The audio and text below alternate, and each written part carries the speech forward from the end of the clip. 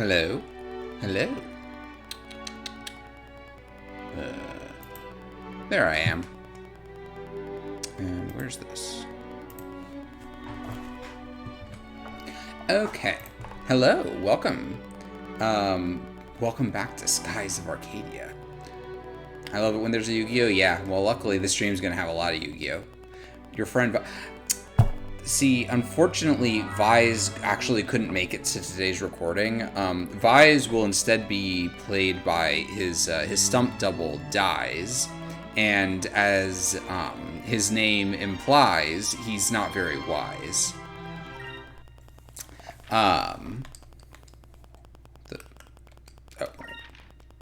Who would have guessed Eve would get on Switch before Skies of Arcadia?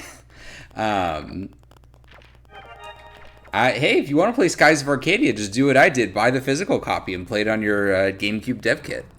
What is funny, though, is that Tales of Symphonia got a reprint. It's coming back with a remake. Is it supposed to be doing that? Oh, okay. Well, I guess I could do this. I'll just go back.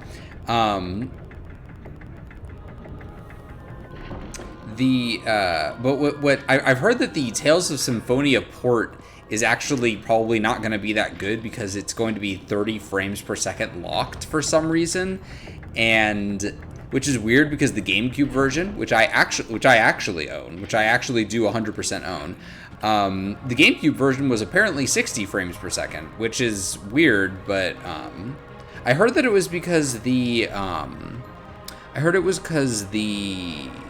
all of the ports of Tales of Symphonia is they're all based on the PS2 port, and the PS2 port was 30 locked, so you joke, but there's a bounty later to hunt down a trio of dickheads impersonating Vise. That's funny. It isn't a port of Symphonia, it's a remake or a remaster. Well, in any case, I heard that it's going to be 30 locked, which is funny. Considering it's like, yay, I'm playing a PS5 game that's 30 FPS locked. I don't get it. Why would the Valuans build such a huge room in these mines and not use it for anything? I think that this room is going to get used for something right now. I don't plan on sticking around long enough to find out. Bro, did they not notice that the floor is covered in blood? So you've made it this far.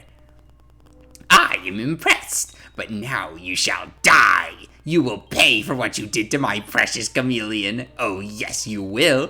Oh, yes, you will. Oh, yes, you will.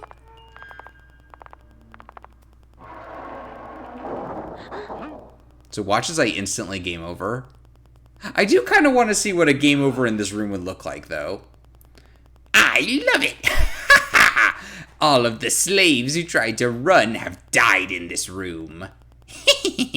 Vise, I want to hear you scream. Now I shall have my revenge. Let's start the show, shall we? Huh? Now what?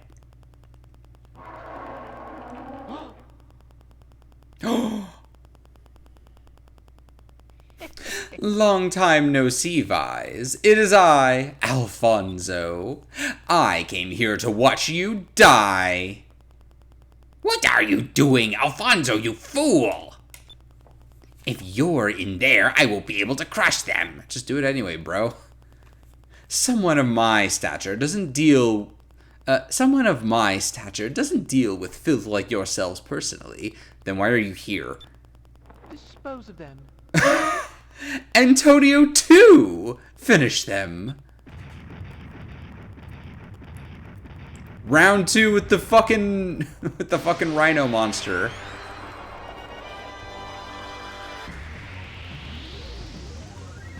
Ooh, my frame rate, said by gamers that can't tell the difference between 30 and 60. I know every single thing. I can tell the difference between everything. Love that clip of Vinny Vinesaw saying you can really see the difference of 60 FPS while playing Bloodborne, and then chat informed him Bloodborne is 30. Hold on. I need to adjust my headphones a little bit. I didn't heal before this. Oopsies. Well, whatever. See, no, his copy of Bloodborne was 30 locked. Mine's actually 60. My Bloodborne runs at 200 frames a second at some points. It's crazy. What am I doing here? I need to buffs first. Antonio 2. Okay, you have 10 MP. That's plenty. Magic. What is this? Fireballs from the sky and damages all enemies. Great explosion. Yeah, these are just AoEs. Increm onto Vise. How about everybody? You could use a little HP. Do that later. Not that.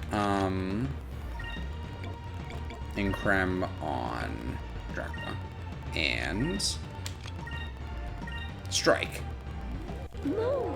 Give me strength! Love how much Alfonso just fucks everything up because yeah, he's a good character. He's the guy that it's perfect. He's perfect to love to hate, right? Move! He couldn't have done that right before he attacked. That's fine.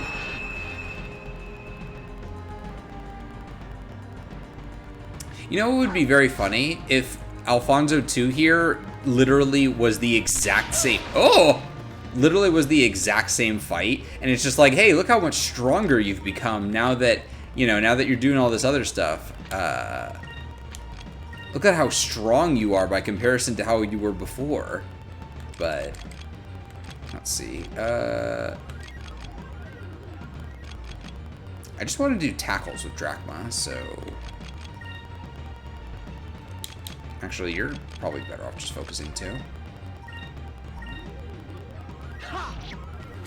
Yeah, this thing is not that strong, so just tackling with Drachma every turn is probably the best bet.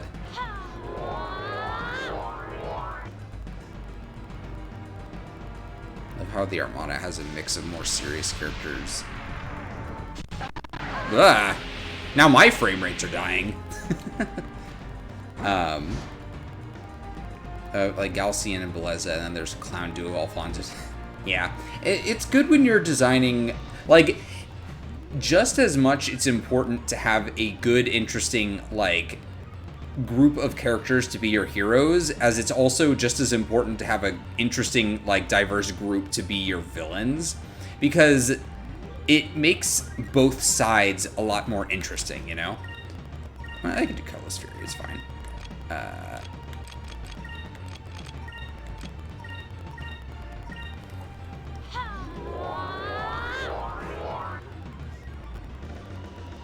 There's a third clown, he just sucks the worst.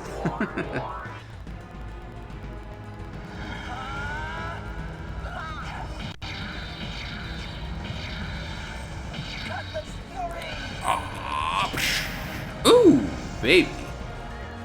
Alright, show me that tackle. Or, wait, not you. Well, that's just a normal attack, but...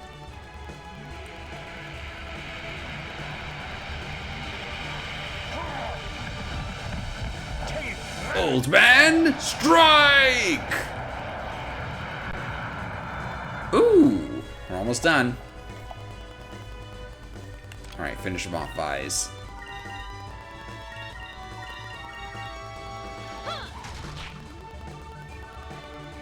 No, don't do that. Ooh. We're literally about to win.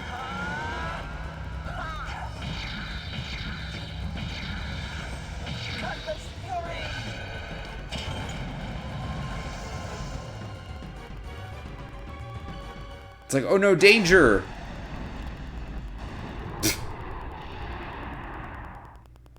We felled the beast. That was a close one. Not really. We would have been fine.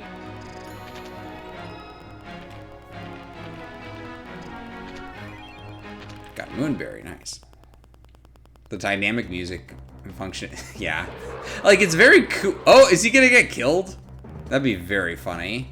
But, like, no, the dynamic music is cool, but it is a little bit silly that sometimes just, like, I'm literally one hit away from winning, and it's like, oh no, you're gonna die, yeah!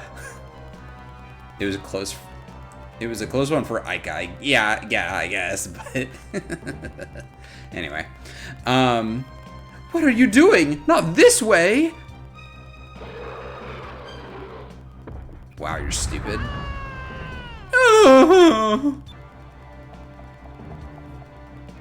Serves you right, Alfonso. You got what you deserved. Oh well, I guess I'll just have to skewer all of you. Luckily, he opened the door for us, so we could just... Ooh. Huh? What? What? What's going on? My traps have never failed me before. Crush them! Crush them! Crush them! Admiral DeLoco, someone has tampered with all of the machines in the mines. They're all malfunctioning. What? Why? How can this be? I don't understand. Fies, why won't you just die?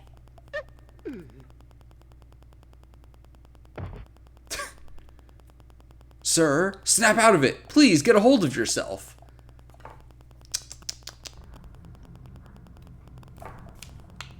Welp. I love that his beast is gone. Like, his beast just disintegrated. It's fine. Ugh, why do these things always happen to me? I don't know, man. Skill issue, I guess. DeLoco built Tetris Plus, but Grandpa's... Luckily, you could fit a goddamn truck between those spikes. Yeah, that being said, the ceiling still would have gotten low enough that it probably... I mean, it could have maybe gotten low enough to, like, actually still just crush you, right? I don't know. You'd have to lay down in a weird way. Hello.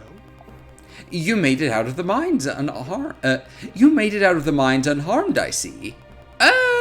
Well, not fully unharmed, but pretty much. I made a few adjustments to some of the machinery in the mines. Did it help? So that's what that was. Yeah, how did you... Yeah, duh. Yes. Well, let's be on our way. Oh, yes, I managed to open the door to the outside as well. I must hurry back to see my family. They must be so terribly worried about me. You really know your stuff. And he cares very much about his family as well. He played Street Fighter 2 one time, and he really took Guile's quotes to heart. You're a good man, Centime. We're glad that we could help. You. Thank you very much. Well, I must get going. Stop by and see me in the Horteca when you get a chance.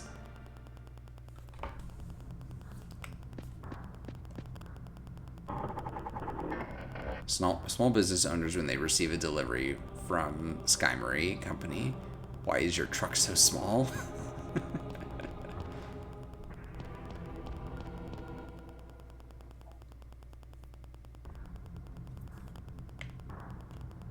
Wait, no, this is the mines. I'm going back in. I'm heading back in, guys. I ain't done. That guy doesn't care.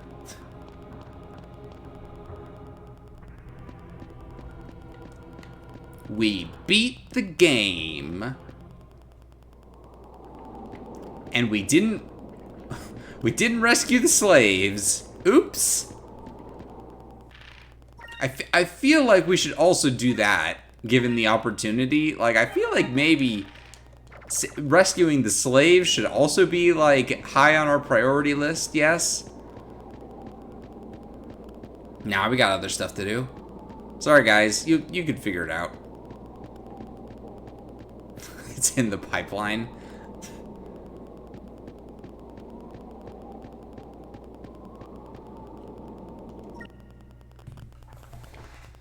Oh boy, it's hot.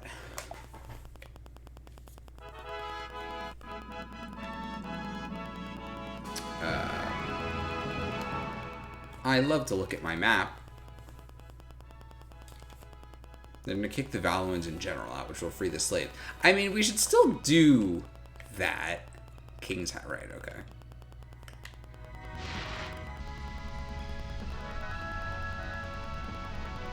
Oh boy, are we gonna have like 900 encounters trying to get back to Horteca?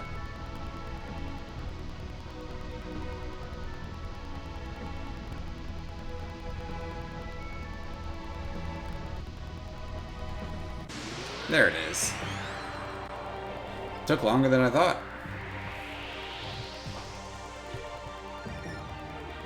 Alright, you need to heal? Well, we'll figure that out.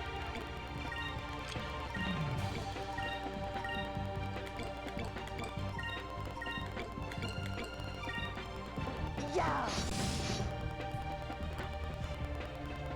Gotta bring Asapa back. I mean, I guess. Fire consume my enemies. Land burst. I mean, do we have to? Like, this guy's kind of a rat bastard a little bit, right? We could just leave him. Over there. Ugh. Yes, Grandpa.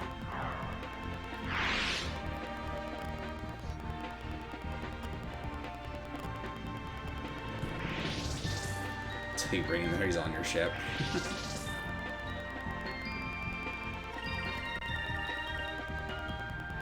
Yeah.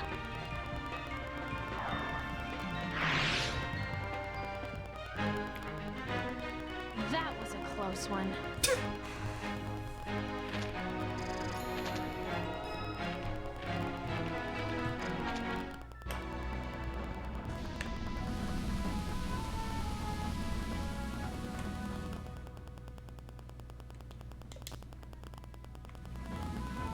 Where is it? Oh, it's right here. Oh, that's the ship. It's the other side. There it is. We made it! Wait, are we bringing him to Horteca or the... Oh no, we have to go to the king's hideout, right? Oops.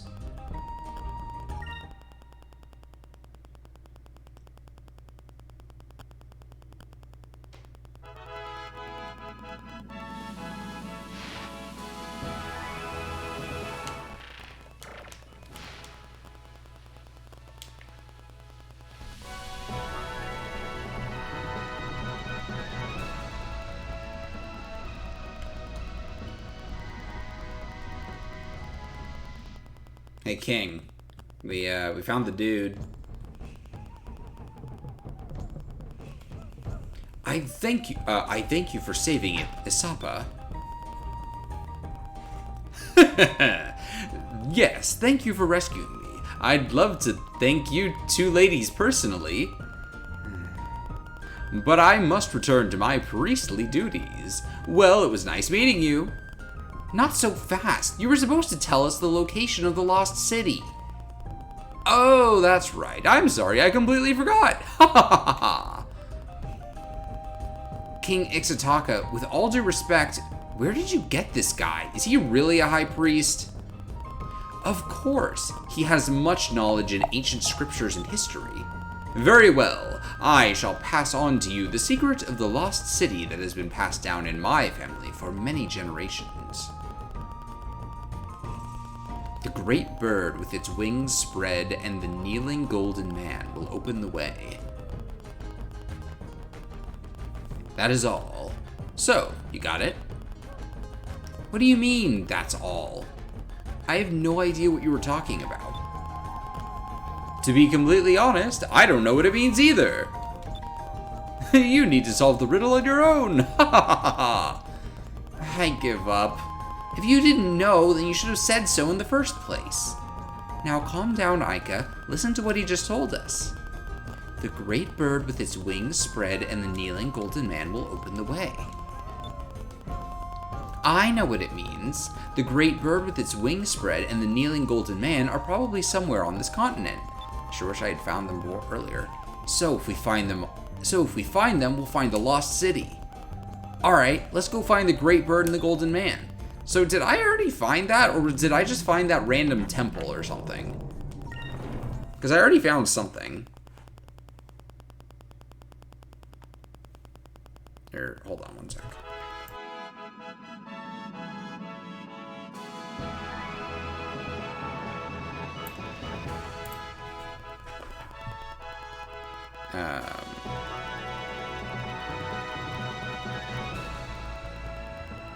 Have him tell you where the crystal is, then give him back to the Valorans. Okay, that's just cruel. I mean, yeah, but... well, you already have a clue on the Golden Man part, which is the Golden Man was in the north somewhere. Just the temple? Okay. Ugh. This is gonna be really annoying trying to get around here without... Maybe I just set this to be at 130% speed for the rest of the... until I find it. Yeah! Get it! Oh wait, I should have done an explosion. Oh, it's fine.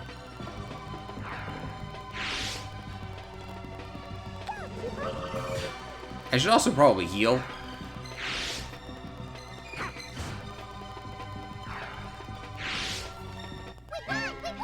Yeah, we won!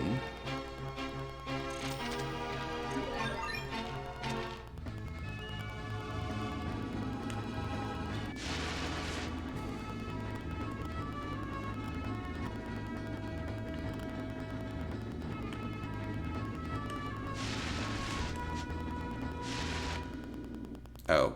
Oh wait, no, I just accidentally re-entered the king's house. Picture of Jerry, George, and Kramer consumed by fire. It's like a lambda burst in here. Whee! I love to go very fast.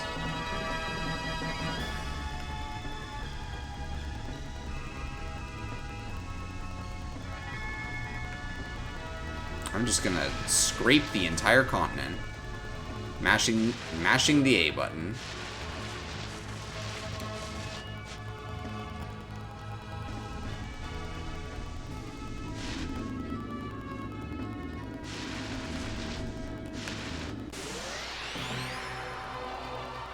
Now the flying theme sounds like a Kirby menu theme. Oh golly.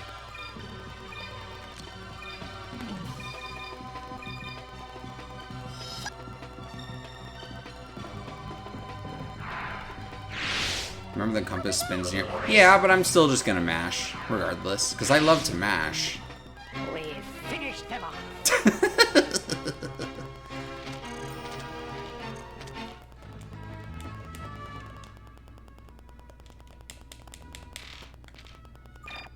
I should probably do a little healing.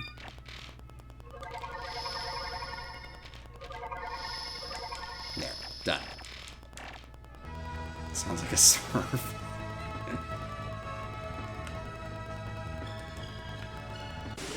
Ugh.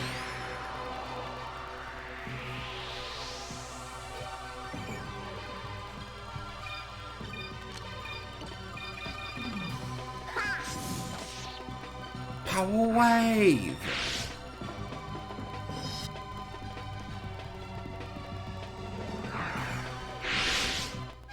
That was easy.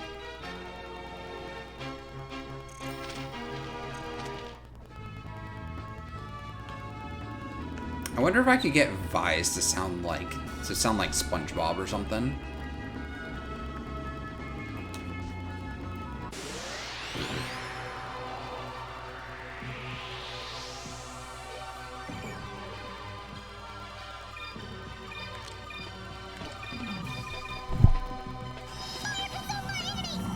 Oops. Forgot to skip it.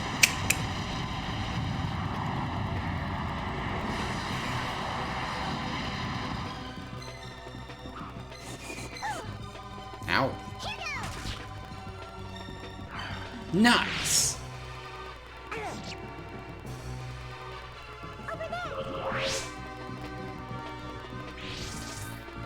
Bye. Ow. Oh, part of the ship. It looked like while that thing was attacking, it looked like part of the ship had unloaded. It looks like we won.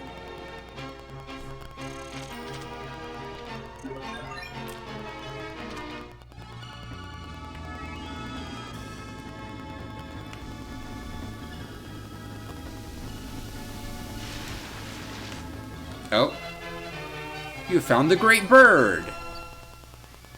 The wings and tail of the great bird are said to indicate the equinoxes of the ancient Ixtacan verdilunar calendar. Figures of other animals once dotted the plain, but they have been swallowed by the expanding forest, leaving only the bird. Hey, Aika, do you see something glittering on the ground? Right where the eye of that bird would be. Hey, you're right. Let me go down and see what it is. Hey, Vice, I found something. There was a gem stuck into the ground. I'm sure they won't miss a little itty-bitty gem, would they? You found the great bird's eye. Besides, who knows when a nice little gem like this will come in handy. I love to steal from like civilizations. Oops. Like, I love to steal from people who are currently being imperialized or colonized or whatever and enslaved.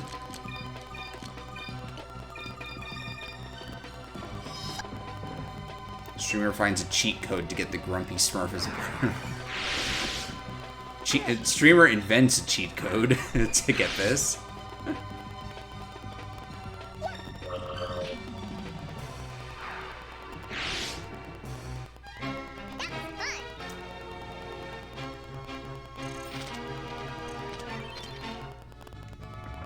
Okay, so the clue we got was that it was between the bird and the golden man. So I'm gonna start checking over here to see if I can find the golden man.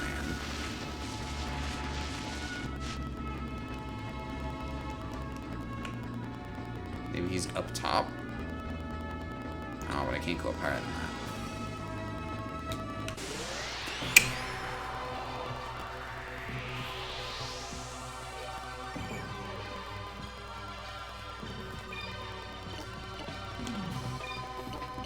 So, I can't say that I've watched very much Smurf. That was a weird sentence. I can't say that I've watched very much, like, of the show The Smurfs. So, what was the villain's name? Gargamel? What was his thing? Like, why was he always trying to get the Smurfs? Like, did he have a motivation, or was he just like, these are the little things that I want to steal? Like, I get that in, like, a show, you need to have something that creates a plot. So, like, having a villain who's like, I'm gonna get the Smurfs. But, like, what was he trying to do, right? Like, that's a valid question, right? Gargamel was a wizard who wanted to turn the Smurfs into gold. Is that right? Is that what he wanted?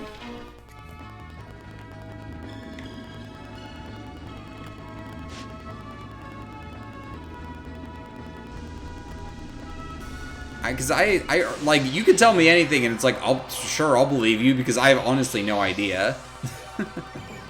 Because it's a thing that can be done to Smurfs. Is it? This is the newest Smurf lore that I've never heard before. Hold on.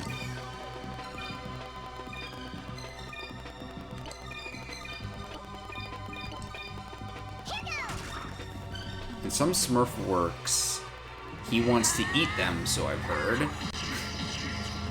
100% legit on the turn of the gold thing. Huh. Yeah, I've never heard that before. I mean, like, not... Again, I have literally no idea, so sure, I believe you, but, like, yeah, that's... news to me. Owie. Oh, you can see the ship unloaded again. Just a little bit.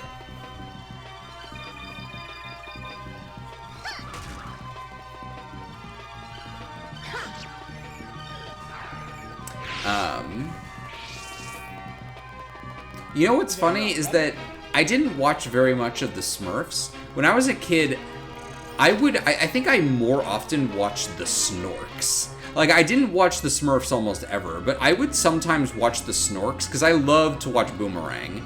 I feel like this should have something on it, right? Like, this looks like it should have something on it, but no. So I love to watch Boomerang. I would watch Thundar the Barbarian and all that shit. Like, I would watch Thundar the... Stop it. I'm gonna kill and be killed. But I love to watch, like, all those weird shows that were, like, probably made to sell toys to kids.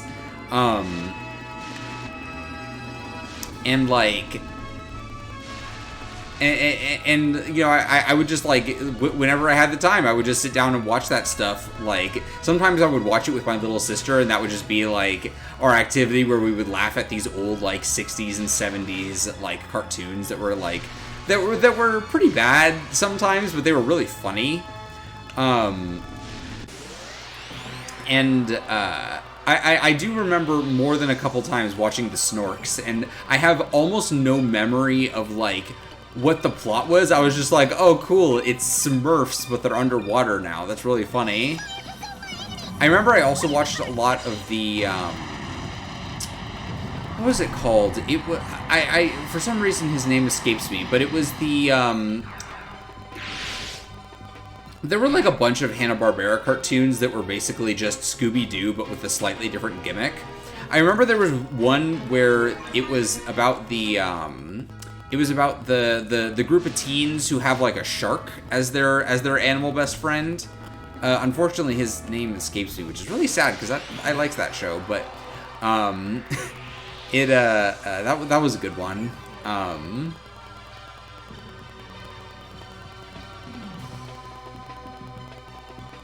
I've talked about Smurfs and specifically Gargamel more than average folk.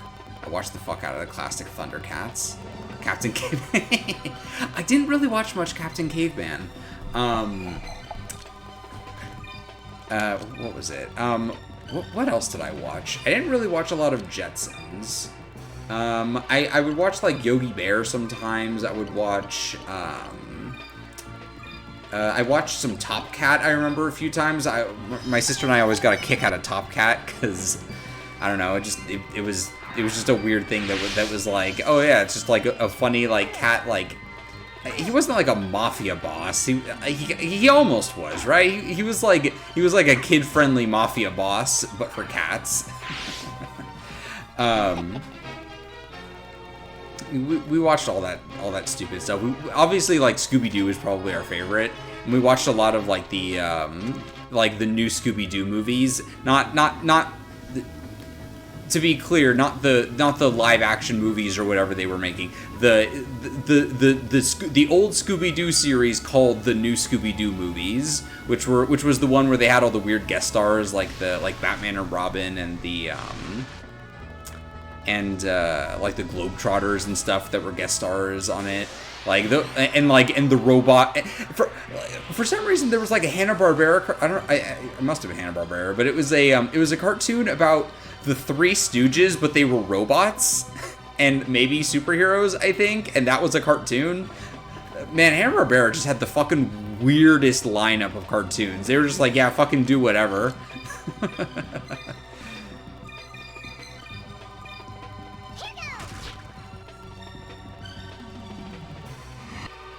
Top Cat. The joke was that the joke was cat organized crime, yeah. When Valuans start their attack, Cupil eats a Cupid.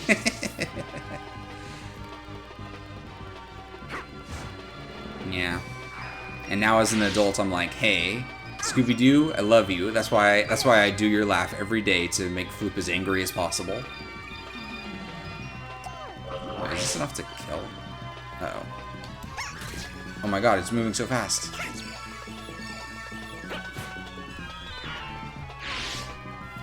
That wasn't so bad.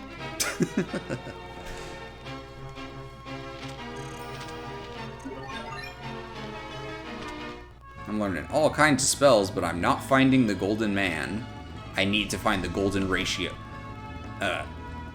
Aika, we gotta find the golden ratio. But Vise, that exists in pretty much most things in nature. Well, we're in nature and I can't find it. Vise, you need to look at things. You need to understand the power of the spin. The spin. Will that show me the way? Will that show me the way to finding out where the enemy stand lies? I don't know. This joke is not working out the way I hoped it would.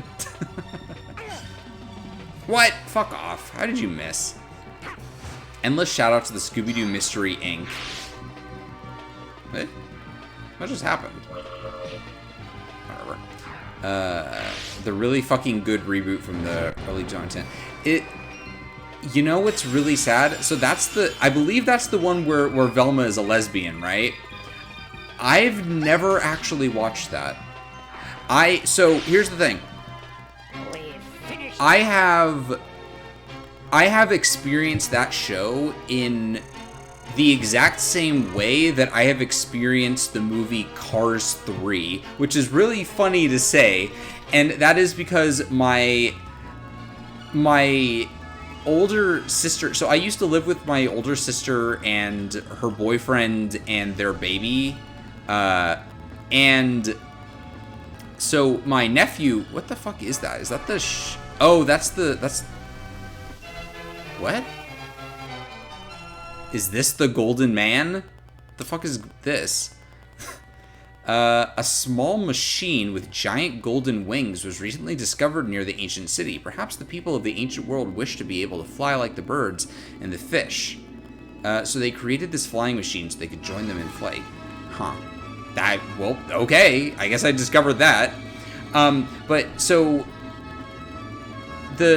my nephew was really obsessed with the Cars movies for a long time, and so pretty much every day I came home from work and Cars 1 or Cars 2 or Cars 3 would just be on the TV, and I would see bits and pieces of the Cars movies like every single day for months.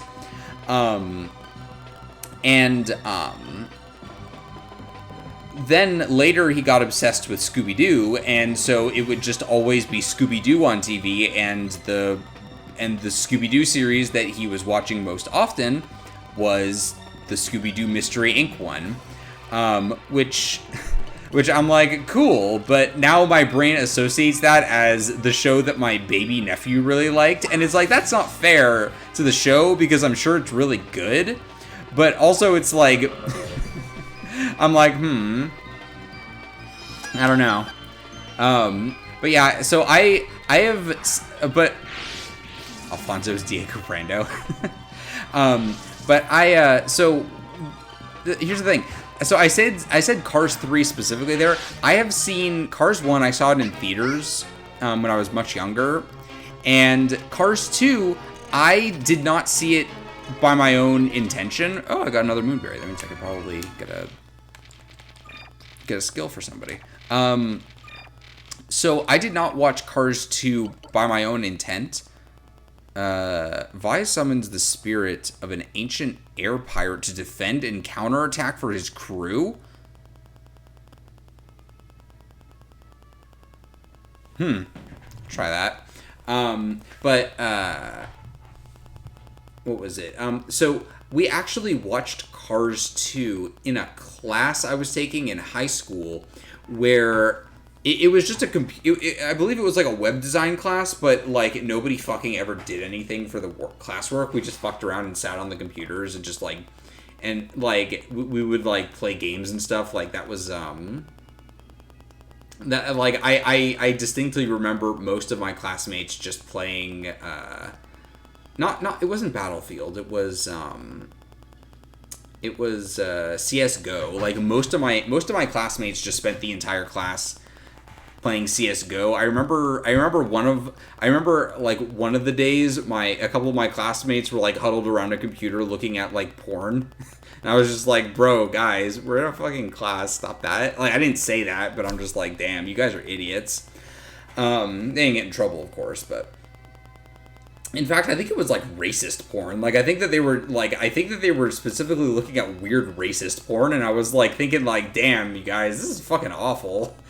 like I'm remembering more now. These guys were like these were like the like shitty like wannabe cool dudes. Like they were real chuds, which makes sense because if you're watching porn in a fucking class and it's also specifically like weird racist porn, like yeah. I remember these guys were real assholes, but that's beside the point. But for one day near the end of the year, we were just watching Cars 2. My teacher, I guess, didn't have anything planned for the last like 2 weeks, so he was like, let's just watch movies or whatever. And I was just like, okay, I guess we're watching Cars 2 while I play. Oh, I remember I was playing Transformice a lot at that time in my life. I was playing Transformice, which for those who don't know, Transformice is it's like an online like 2D co-op game. I guess it's like a co-op game where you and a bunch of other people will try to get from like the start of like a room to the end of a room. And like one person is like the person in control of it, and then your job is to get all of the as many mice as possible to the exit. It's a really fun little game. I don't know if people still play it. Probably not. In fact, it might have even been a flash game, which would probably mean that it doesn't work anymore, but maybe. I don't know. But yeah, so I was forced to watch Cars 2 because I was like, yep, I guess I wasn't really watching it. It was just on in the background while I was playing Transformice, and then many years later as an adult, I saw Cars. I've seen probably every scene from Cars 2, just not in the correct order, except for that one time in high school. But anyway. Vice summon the spirit of an ancient air pirate to defend and counterattack for its crew. That seems pretty good. Wait, who else do we got? Creates a mirror-like aura that envelops Ica for one turn and restores... Oh, right. This one seems pretty good, but... we'll see. Cupel creates a storm to damage and remove any beneficial effect. Ooh... That's really good. I can remove my enemy's buffs. Oh, I might really want that. And then Drachma focuses inward, doubling his spirit points and defending against attacks. Which, this seems interesting. I don't actually I guess I just get more SP. It costs 0, which is cool. But like normally with Drachma, I want to be attacking, so this seems iffy. This one seems really good.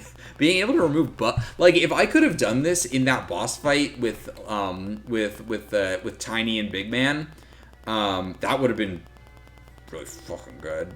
That would have been very helpful. So yeah, I think I am gonna go with this.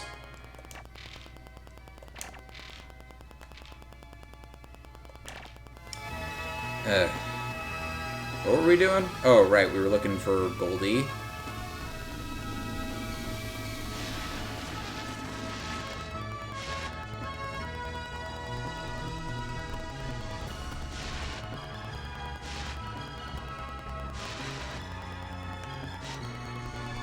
So, like, the Golden Man has to be to the north of the bird, right? Like, it has to be to the north of it, right? Maybe? I don't know.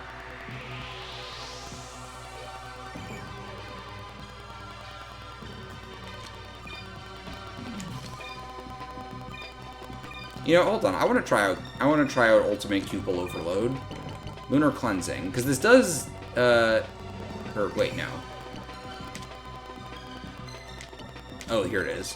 Cupel summons a storm to damage and remove... Yeah. So let's try this. It's probably weaker than Ica's attack, but the Lambda Blast. Or Lambda Burst, or whatever it's called. Ow.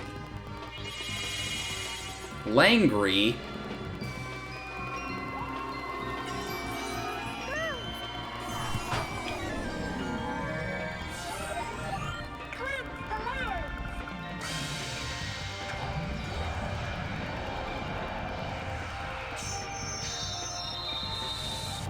Whoa. That was crazy. That was actually... Ooh, that was really strong. Now, back to speed up. Ugh.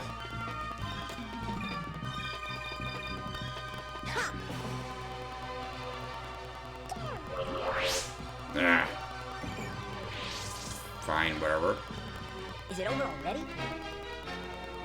Yeah, I wanted it to be over faster.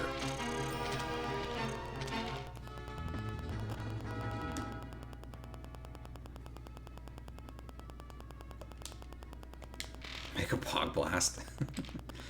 I need to heal again.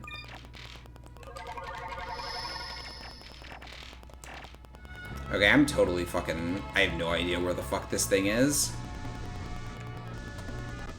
Oh, there it is. God. Why did that take so long? Finally. To like, as literally the second I gave up, I found it. Which is great. Because that means I can move on, but... A golden statue that stands quietly, as if pointing something out. It is thought to have been placed here to protect the sacred land.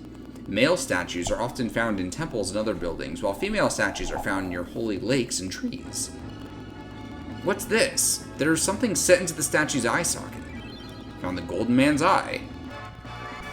Hey, no one will notice if it's missing, right? And besides, we're air pirates. Can you really blame us for taking a little bit of treasure? Okay, man. Where are you pointing?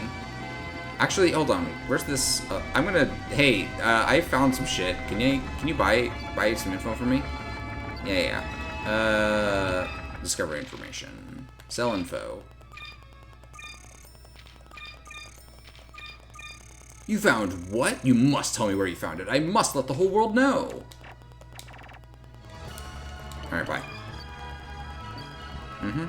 Yeah, Domingo, whatever. Okay, so he's pointing this way. So it must be like around here.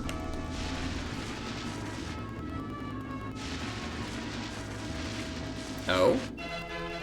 You found the Gates of Rixus. A huge stone face that stands quietly, buried deep in the forests of Ixataka. The stones have been fitted so tightly together that not even an insect could crawl between them. It is a remnant of an ancient civilization.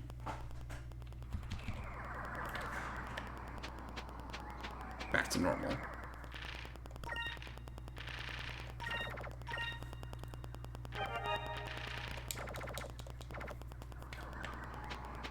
I probably should have gone to heal, but it's fine.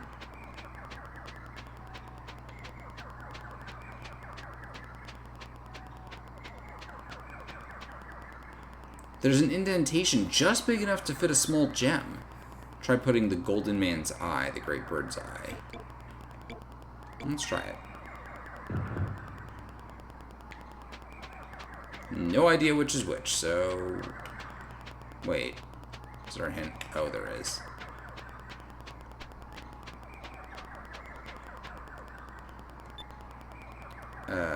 Switch. There we go.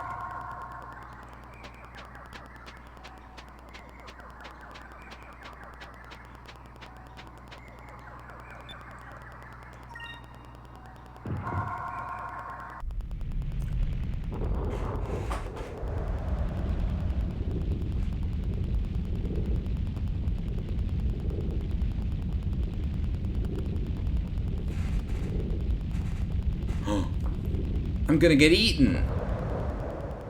Yummy. Oh god, I need to play fucking Beautiful Joe on stream. Beautiful Joe is another one of those games where I just never beat it. Where, like, I love Beautiful Joe. I never finished it. I got to I think the last level, and then I ended up not, like, actually completing it. Which, Beautiful Joe's not that long of a game. I could probably do that in 2 streams if I, like, don't get stuck in like, terms of difficulty. Maybe not 2 streams, maybe like 3, but... Or, you know what? Who knows? Maybe I'm crazy. Maybe the game's longer than I remember, but I remember it not being that long. Also, I remember you could play as, like, Dante in that, which is funny. Now I know why they call this place the City of Mist, but I don't remember seeing any mist in the forest.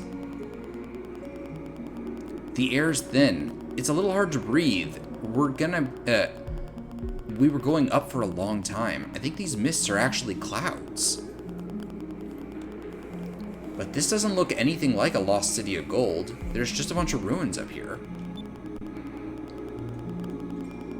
In the old world, Rixus was the capital of the Green Civilization.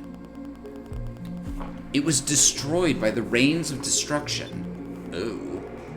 Since then, it's been frozen in time. These craters must have been caused by the moonstones that were bombarding the city.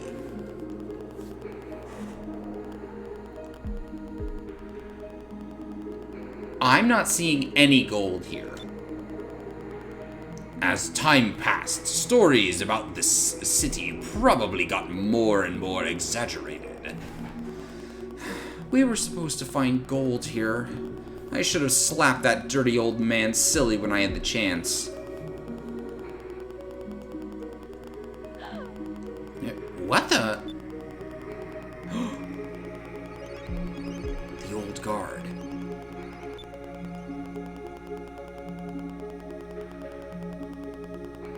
Vise, if this city has been dead for generations, then who is that?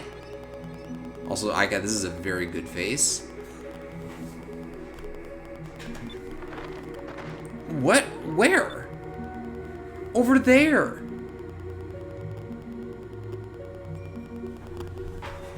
Where? I don't see anything.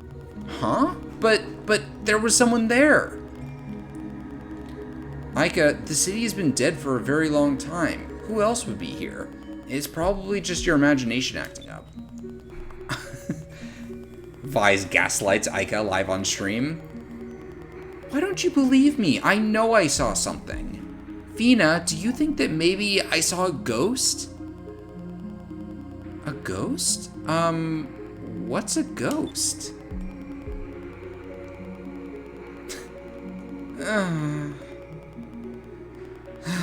It's been a while since you said something like that.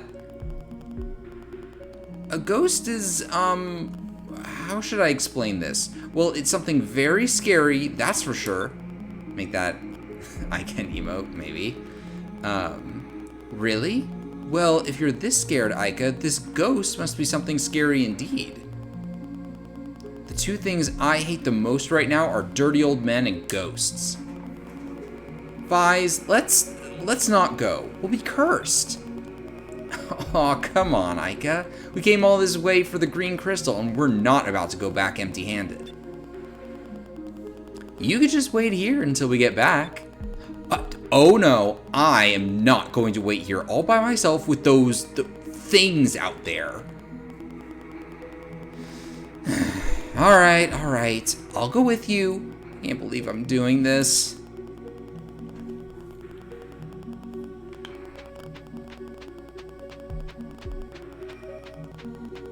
I love to not be cursed by ghosts. I've been cursed by a whale.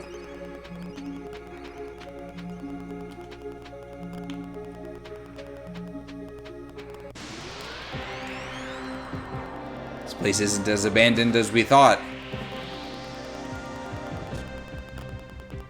Whoa, there's a big guy. Slothstra.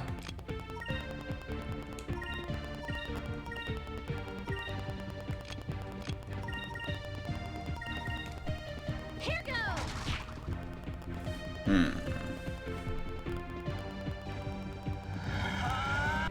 Skip. Yikes. Maybe I should stick with tackles.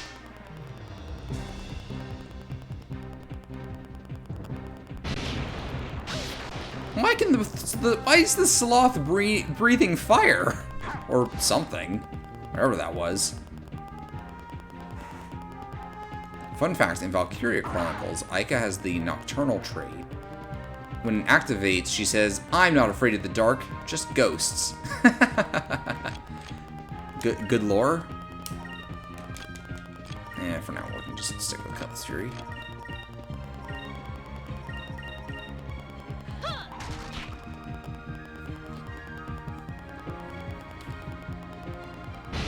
Ow.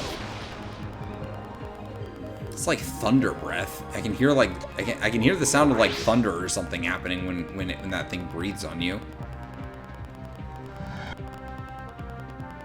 Done. Easy every time. That wasn't so bad. Yeah, whatever. It's just a big green sloth monster.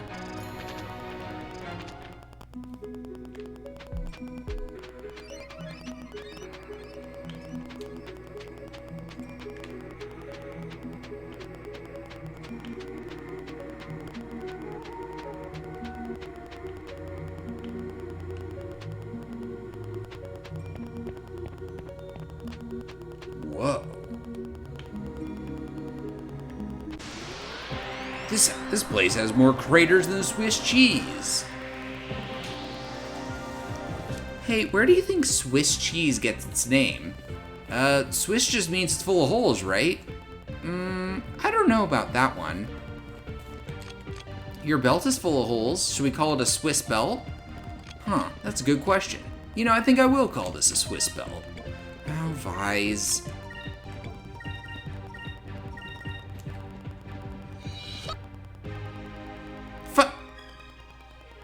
Does the pupil ultimate strike deal more damage?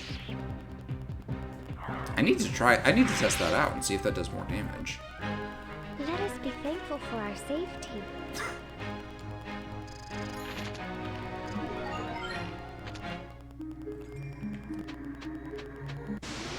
Oh my god, are you serious? Are you serious with that shit? I walked 5 steps and I got another fucking combat.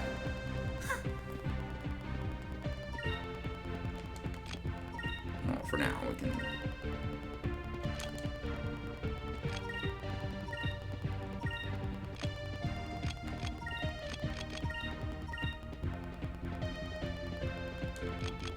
Hold on.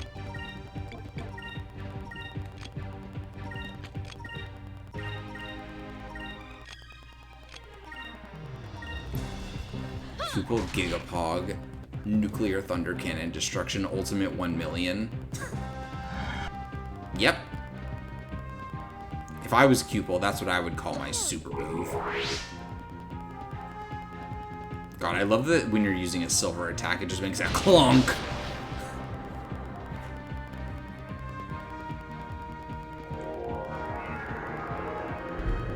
Uh-oh. Ow.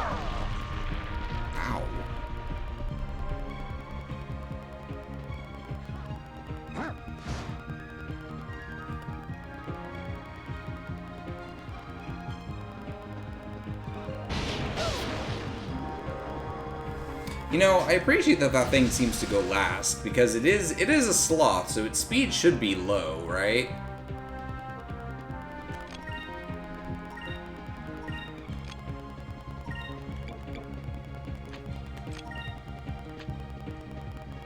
Hey, thanks for spending your points. I think I'm good right now, but I'll drink some water in a bit.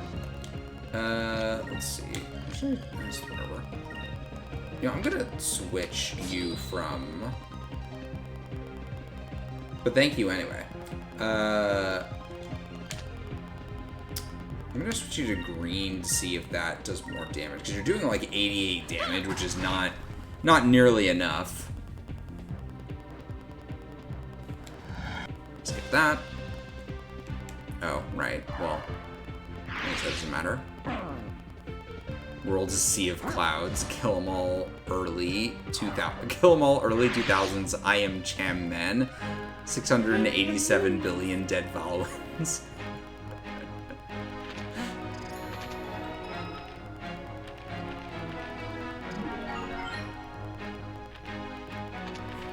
That being said, I should probably be leveling her green at some point anyway, because she has, what are your spells? You have Curia, Rizam, Rizlem, and Eternity. Revives unconscious down and restore their HP to full. Holy shit. That's a really good revive, especially on a skill. Or, well, I guess it's on a spell, but you know what I mean. Put all enemies on screen to sleep. From casting any spells by silencing them. She's got so many fucking spells. Drillin weakens one enemy target, lowering all... Oh, right. I forgot I got that. I still love that the description of the poison spell is like, hey, use this at the beginning of the fight because it'll do more damage over time.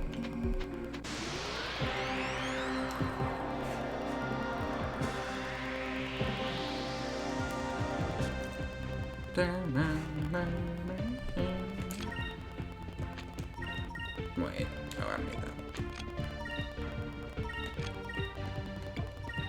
Wait, hold on. I want to see if Lambda Burst does less damage than, what is it, Lunar Winds?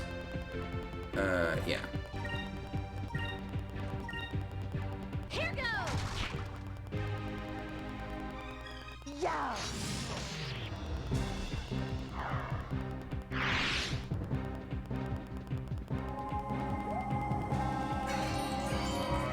I can skip it, though. It was weird that it dealt, like, half damage to one of those. But maybe it does more? I don't know. More research is required. For real this time. Noxie was learned. Wind Gem Ring.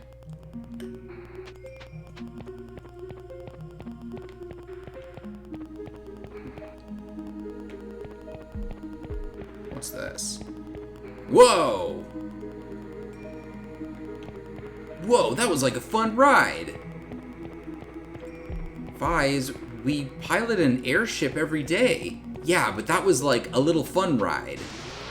You don't get it. Venus, ho friend. Oh, we got this fucking motherfucker from the back. I wanna try this.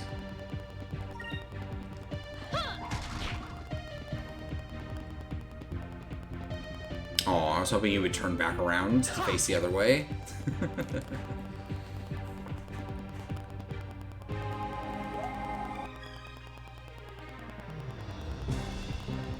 Yeah, I think that might, just to the normal enemies at least, that does seem like it might actually be doing more damage.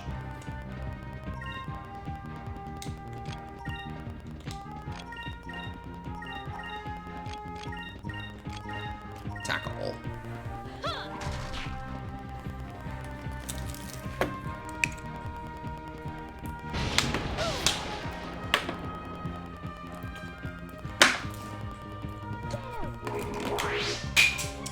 Dropping everything. I'm a failure.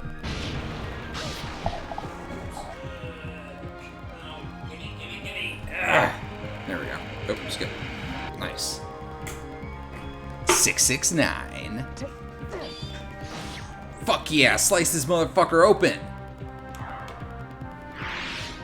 Also, I would probably consider that thing to be the biggest, like, exaggeration of what I would still consider a sloth, because absolutely nothing about it is sloth-like, save for it having, like, long claws.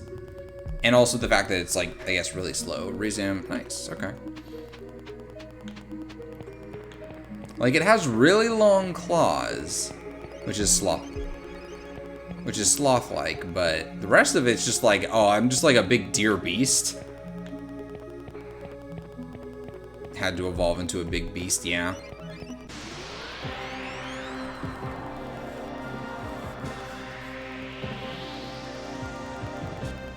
Man, the sloths up here are big monsters. Oh, totem pole enemies, huh? Tote Elm.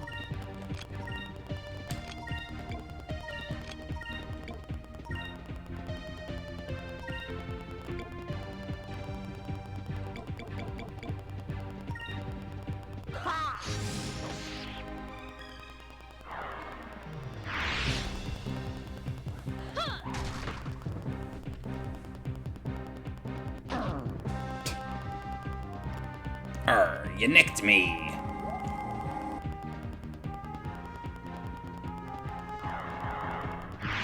Hey, thanks for spending your points.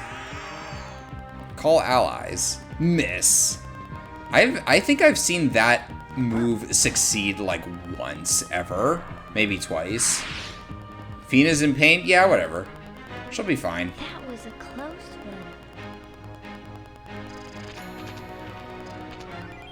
one. Ooh, another moonberry.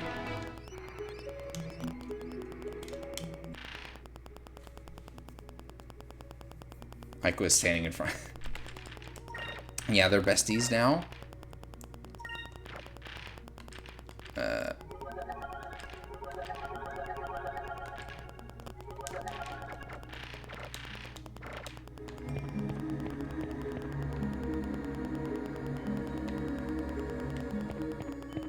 Wait, can I? No. I love to walk around misty ancient ruins full of ghosts. Well, I don't, so can we hurry it up?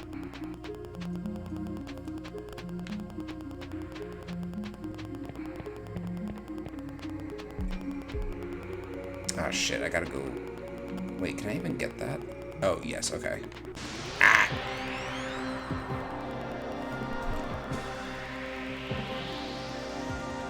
So I've never played Xenoblade, but does that do those games have like moments where the characters just like start like having like chats with each other while you're walking around? I feel like I remember hearing that that's a thing that happens in Xenoblade games, right?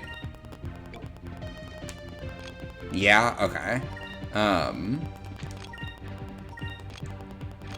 The only other game that I can think of where that's I guess a common thing is like Dragon Age Origins, which I played a long time ago. I've played two Dragon Age games. I played Dragon Age Origins, which was pretty good, and then I played Dragon Age Inquisition, which was pretty bad.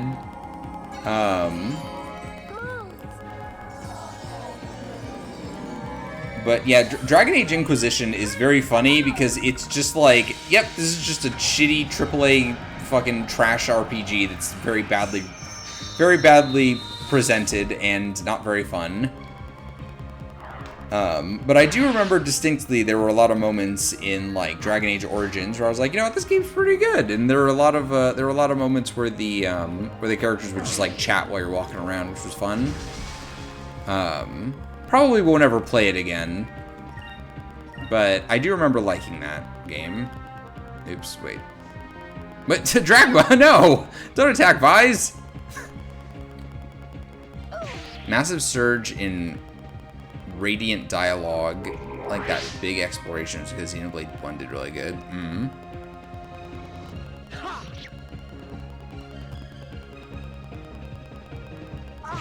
Ow. Deep sleep. What? Is it just using rest?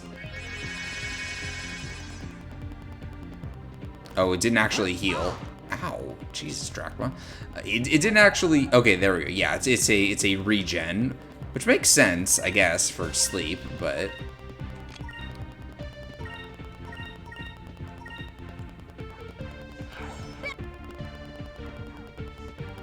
Ow.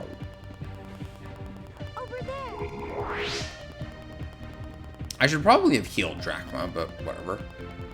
Uh-oh.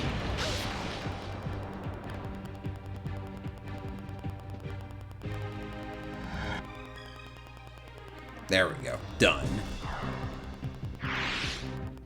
We finished them off. You not? No thanks to you, asshole. You were attacking Vise. Characters comment on the weather, the passing of time. They mention things when you target an enemy that varies depending on how strong an enemy is relative to you. Wow, that's a lot. Hey, thanks for spending your points again. But what do you mean? Massive surge in radiant dialogue? What do you mean radiant dialogue? Stone cutter. Oh, is that like a boomerang? I guess that could be a sword, but I guess it is.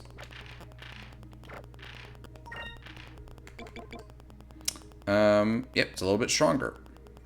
Thanks for spending your points. Again. A blade originally used in masonry work, it has since been modified to be used in combat. How convenient. Radiant dialogue as in radiates from lots of things. Oh, okay, gotcha. Thanks for spending all of your points. Forever.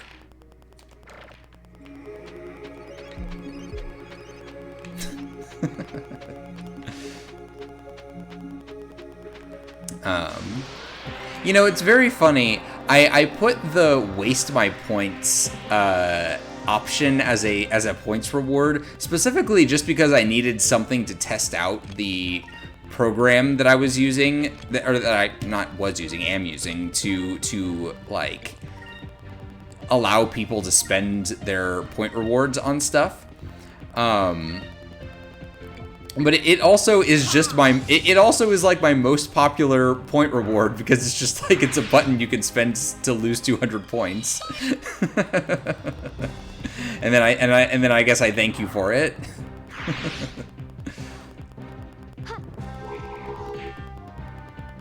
Nice one. What? Fuck you.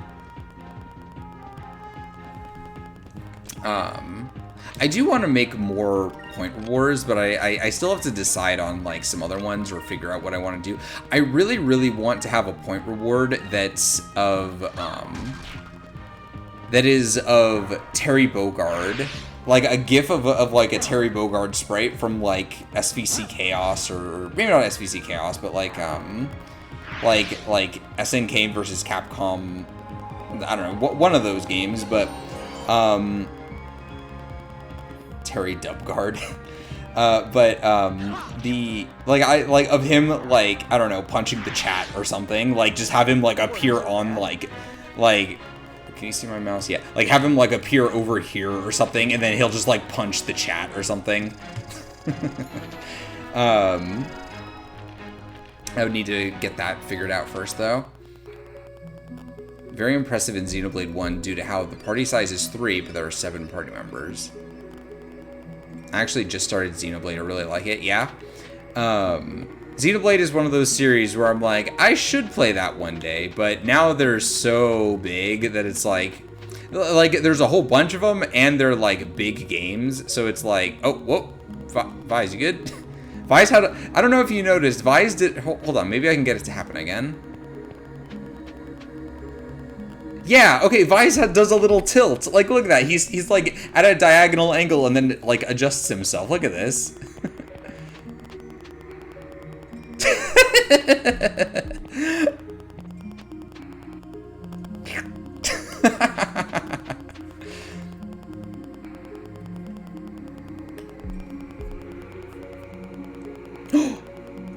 The ghost. Extra cool is how you can have the same dialogue go differently if you change party members.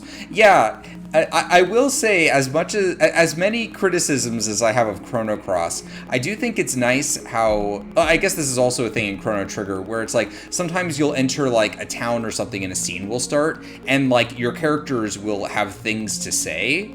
And so like sometimes the dialogue will be different based on which party members you have, and like when you're talking to, you know, a boss or something, it'll be like, oh hey, it's me, and then they'll go, oh, it's the bad guy, and they'll have different, you know, comments on the bad guy.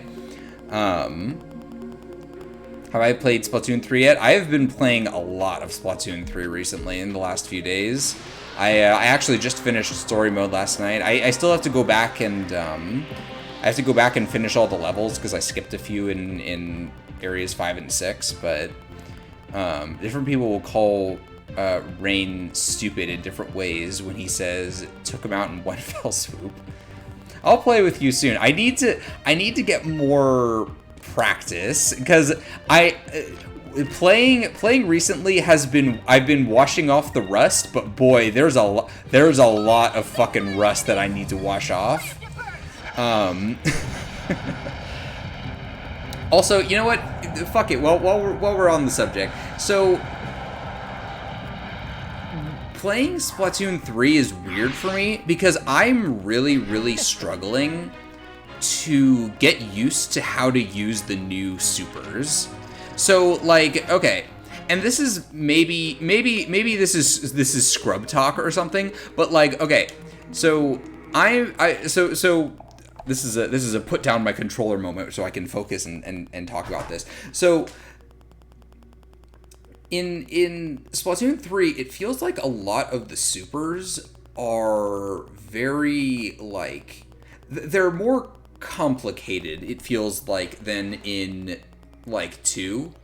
So, like, for example, like, with the crab tank or whatever, which I don't really use weapons that have that, maybe at least not yet, but obviously I've used it a few times, and I'm like, oh, so this is a really, like, semi-complicated device. Like, this is something that is, like, as complicated as a weapon itself. Like, you have to understand, like, how it moves, and you, like, have different movement options, and you have different attacks and stuff. And it's like, this is shockingly complicated for a thing that you will use for, like, 10 seconds at a time. And it's very cool, and I think it's conceptually very, like, interesting that they have all this, like this depth to the super, but it also feels, like, overwhelming almost. Where it's like, I pull it out, and it's like, I'm given, like, a bunch of options of what I'm supposed to do, and I feel like I don't know what to do. But it's not just, like, it's not just, like, with the crab tank, it's also stuff like even just, like, the wave breaker, the one where you toss down, like, the little tower thing that then shoots out, like sonic waves across the ground. Like, it feels like there's a lot of complicated positioning and shit you need to think about when you're using it. It's not just a toss it out and like, move on type thing. Like, it could be, like, sometimes it is, I guess, but the thing is that it feels more complicated than that because the opponents can break it. So when you throw it out, you have to keep in mind, okay, I need to remember that this thing has to be in a spot that's not that easy to get hit, where it can be protected from enemy fire, rather. And it also has to be, you also have to keep in mind, like, elevation, which Splatoon is a game that has a lot of elevation in its stages, because that makes for, you know, interesting areas to move around in. But the thing with the wave breaker is that it has some kind of limit to how high or low the waves can move across the ground. So when you use it, you have to keep in mind, like, the elevation of the area you're throwing it in. So sometimes there are just areas where it's like the wave breaker, it just doesn't feel like it fits well, because it's either not able to be easily protected from enemy fire, or it doesn't seem like it will be very effective at catching the enemies. And it's not like, and like, I'm sure that it's still really good, like the effect it actually has, which is, you know, hitting the enemies for 45 damage and tracking them. That's really, really good. It's just that, like, actually getting it to work is more complicated than simply tossing it out and moving on. Like by comparison, like, something like, say, the Ink Storm in Splatoon 2, which the Ink Storm is in Splat 3 as well. It's just, you know, not well represented right now because I think they wanted most of the starting, most of the base game weapons. They probably just wanted to use the new specials. But like just the Ink Storm, you can just toss that, and then it's just, you move on. You keep fighting, because now you just have an AoE, you know, damage range that is moving a little bit, and you, like, that's great for like splat zones and stuff, because, or yeah, and you, where you can just toss that and it just rains over the zone and stuff. And like, I think that the one that I struggle with the absolute most is the stretchy arm one. I forget what it's called, but you know, the one where you have a stretchy arm that you can shoot around the stage and move around. Like, that's like that Zipcaster, that's it. Like, that's really cool. My brain just melts when I try and figure out, like, how am I supposed to use this. I'm sure it's fine. I'm sure it's great, but, like, boy, I am not big brained enough to know how to use this special. I also noticed that I don't think any of the weapons in this game have bomb rushes, which is, I mean, I don't care. I'm not sure any, like, weapons with bomb rush were really that good. Like, they were okay, but, like,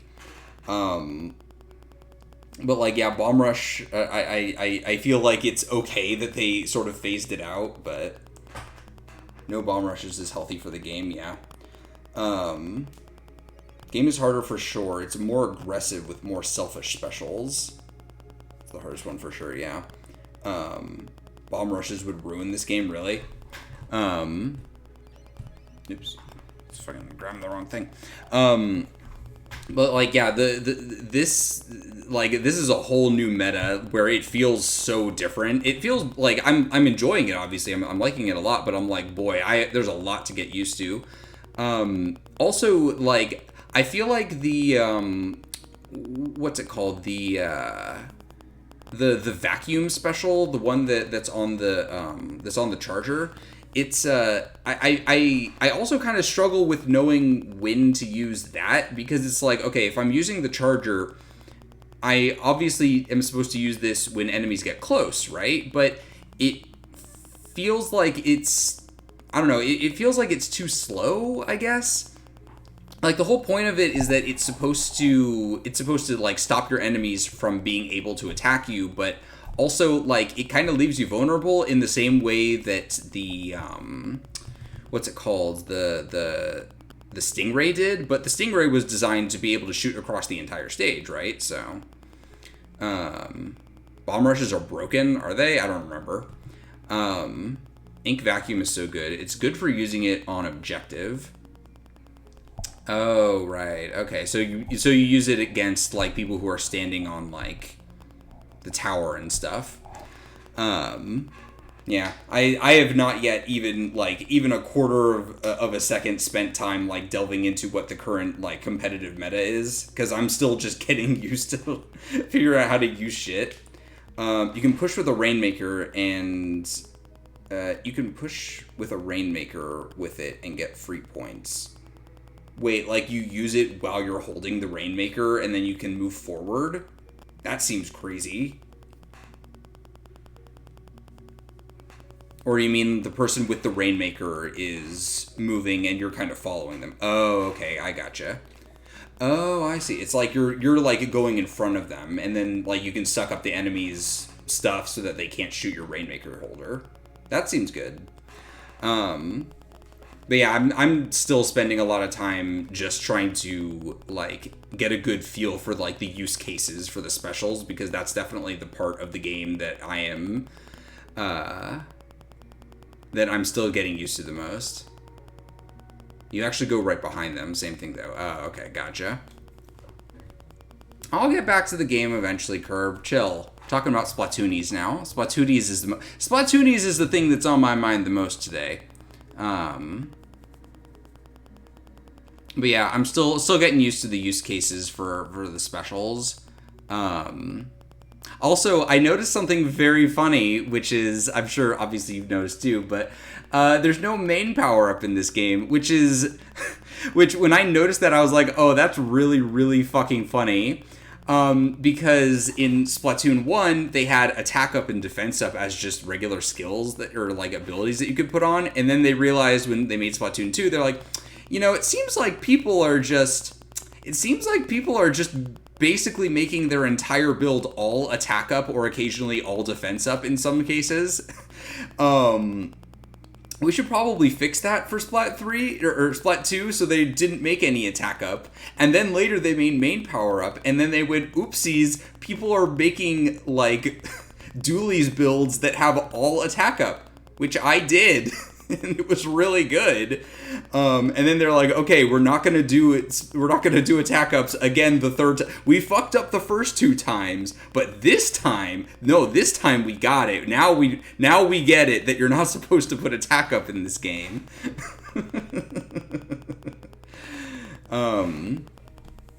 Anyway, way to project, dickhead. I'm just posting emotes. Yeah.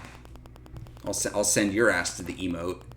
Anyway, but yeah, I feel like I do want to stream Splatoonies, at least once before October, because then October is all, it's gonna be all horror games. Not all horror games, actually. There's gonna be one game that we're playing that's technically not a horror game, but we'll get to that. This is fine, I guess.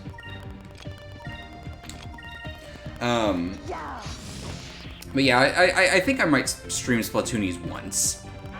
Oh, it actually succeeded for once. Wow, you got one. He could explode too when I use my Lambda Burst.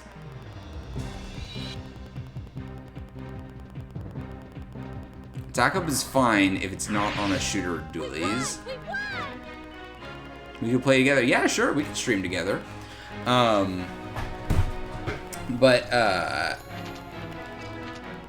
I mean, it would probably be fine on, like, a roller or something, you know, like a weapon that already at its base, like, has, like, one-shot capability, like, that's probably fine, right?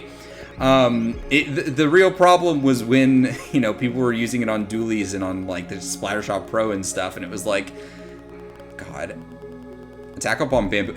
Yes, okay, I remember that too. God, attack up bamboo builds were so fucking funny. I remember once when we were playing League. I think I was playing with you, where we were playing on League, and I was using a bamboo with all attack up, and I remember I think I have a screenshot of one game where I got, like, I don't remember, it was like 15 kills or something. It was so, God, that was so funny. Splatoon meta shit is the stupidest thing ever, and it's lovely. It's so fun. Imagine calling in a homie right before the enemy detonates. Yeah. Well, he was hoping the enemy could jump on the grenade, and it didn't realize that it was actually more of a nuke. Just rollers is fine.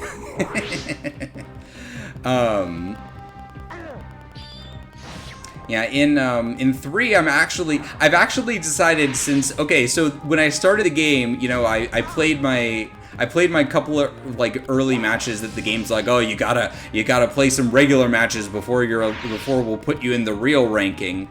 And I'm like, okay, that's fine. And then the game, like, after I get to my real ranking, it's like, okay, you're a B- player. And I'm like, you know what, that's fair. I was quadruple X rank in Splat 2, but then again, I also haven't played in a year, so, you know, I'll take my B- just to give me enough time to practice to get back to having enough skill to actually, you know, play with the real players.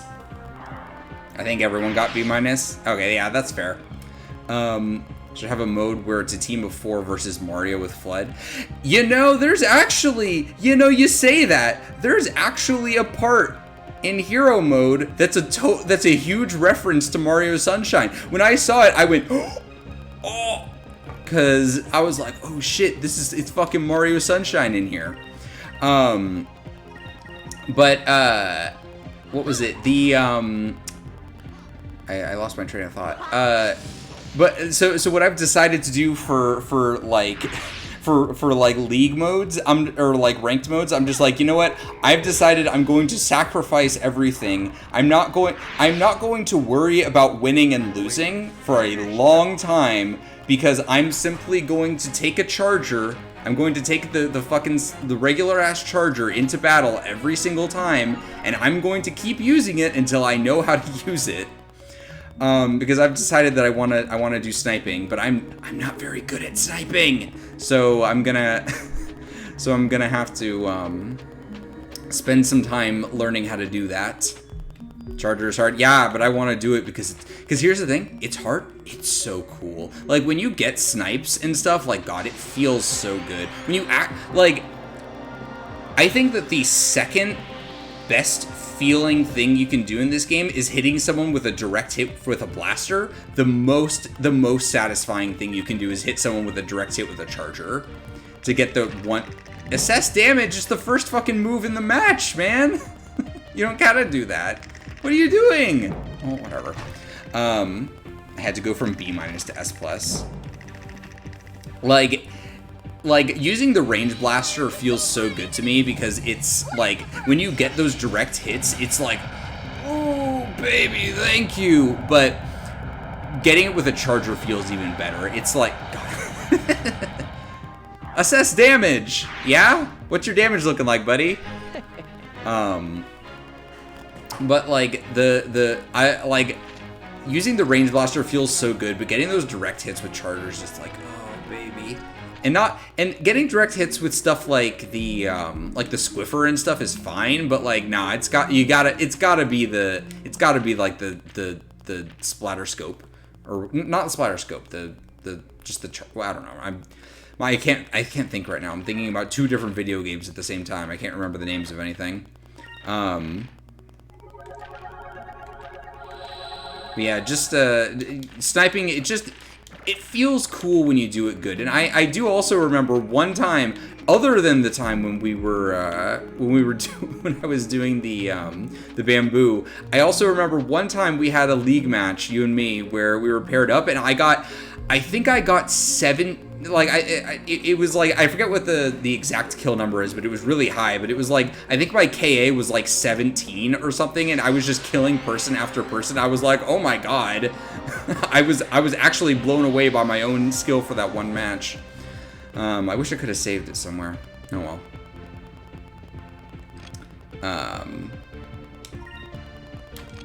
What am I doing here? Let me go first. Over there.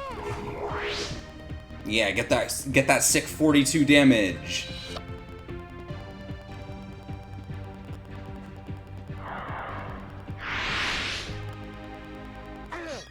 What? Don't miss. There we go. Oh, wow. Okay, just barely got it there with the 83 points of damage. Fun. But yeah, I mentioned I just finished hero mode last night, and like, damn, that ending is so good. I still think the ending of the Octo expansion was just a little bit better, but like the ending of hero mode for this is like, okay, you guys fucking knew you needed to be fucking hype as possible, and they did a good ass job. Also, I totally, absolutely called who the villain would be in way back in the day, like years ago. I was like, oh, I know who the fucking villain's gonna be of Splat 3. And I was so fucking right. I was a little bit, my assumption was that the Salmonoids would be the villains. And that, my assumption was that the Salmonoids would be like the main force you'd be fighting, but like, so I was a little bit wrong about that, but I did call who the bad man was.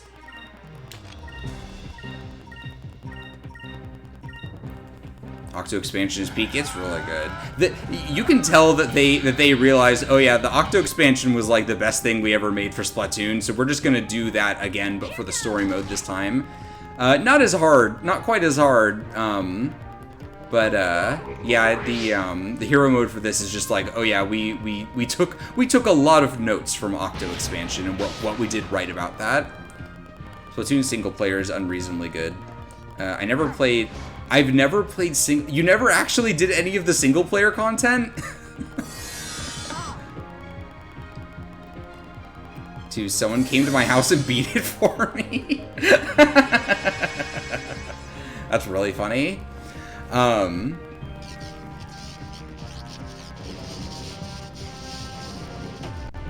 What the fuck?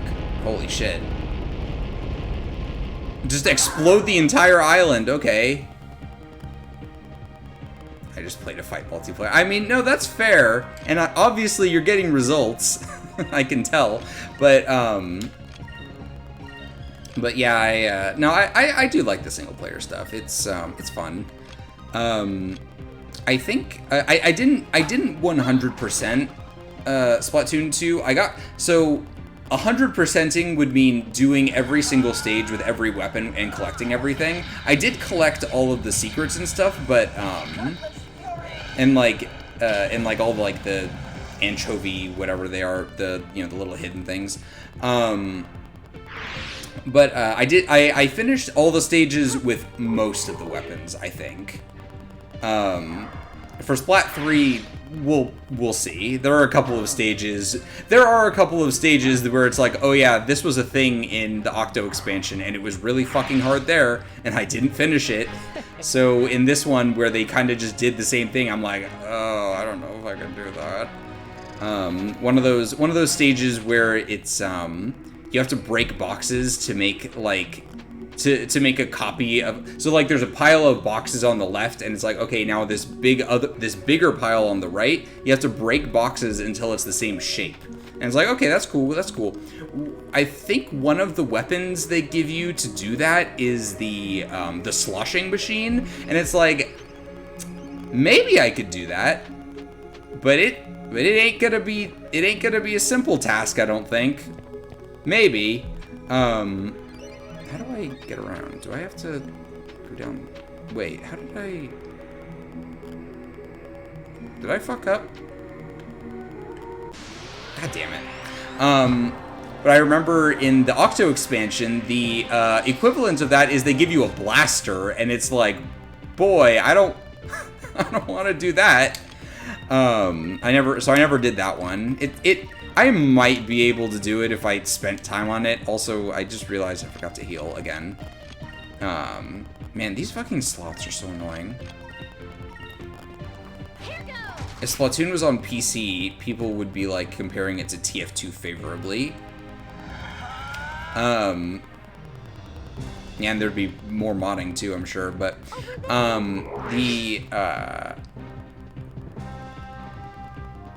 yeah, I think oh boy, that's not good.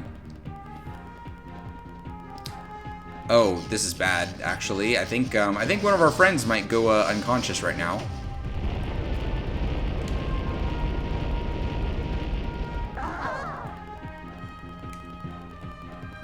Uh-oh.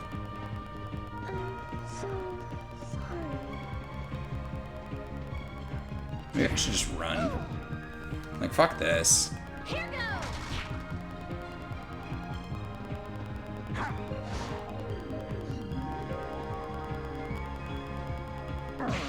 Ow. Retreat! Oh, thank God. Yay, we win. Let's use some healing items.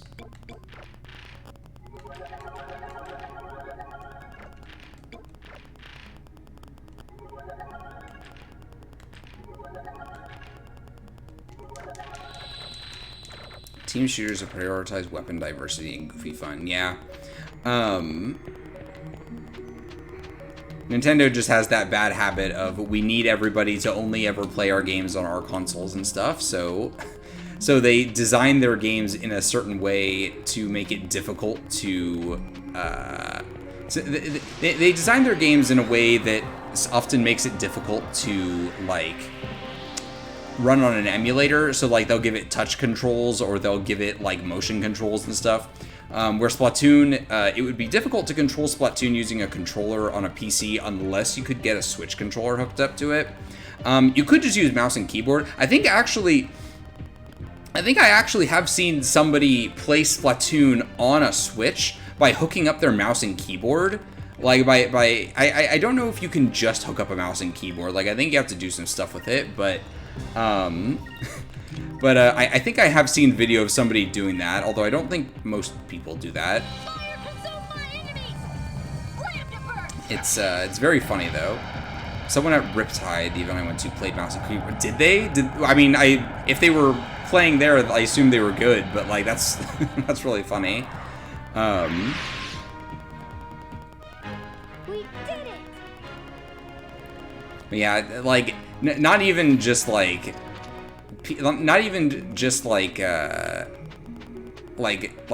shooter games or whatever. I'm very bad at using mouse and keyboard controls for most games. Can I use this? Is this... I'm completely lost. What the fuck? Okay, hold on. I need to get up there. Okay, I need to go down there. Okay, I think I know how to... Okay, I know what to do. This is annoying because there's like 900 million enemies that are getting in my way every single time I'm trying to walk across the map. It was interesting to say the least. Shoutouts to Splatoon for claiming F-Zero's spot on Nintendo's B-list. Retreat! Can we just get out of here? I want to fucking fight this slosh shit. Thank you. Getting used to in keyboard. I started playing Valorant. It takes some time once you get... Yeah. My roommate plays Valorant a lot. She gets mad because I say, "Oh, are you playing Fortnite?" Hold on. So, Wait, that doesn't work. How the fuck do I get over it? I'm just trying to find my way around, man. Like, come on, give me a break.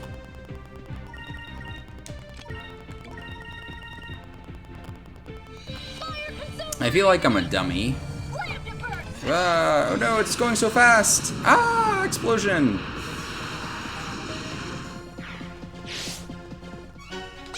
Ah. Oh no, the game is running so fast. How could this possibly be happening? Okay, wait. How the fuck do I get over there? Was I already over there at some point? Is that why that chest is open? Did I... Oh, or am I going the wrong way or something? Like, am I stupid? Was this just a shortcut to go back? Like, I feel like I'm really stupid right now. Like I feel like I may have made a very stupid mistake here or something. Like, like, was this just a shortcut to go back, and the reason that I can't move forward is because the thing that brought me over is not on this side anymore?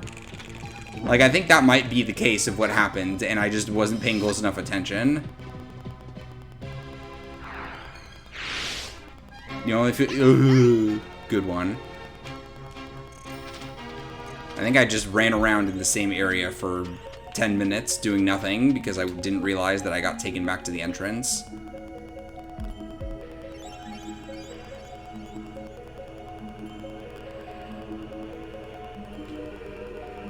Pour one out for F-Zero languishing in the abyss with Chibi Robo and Punch-Out.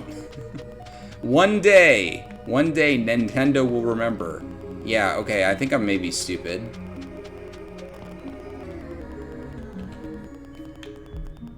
I may be stupid. What? Hey, fuck you! I wanted to get on.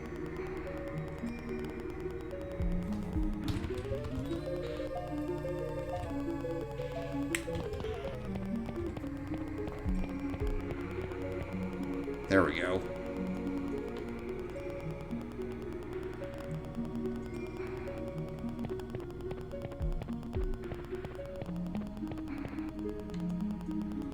I may be stupid.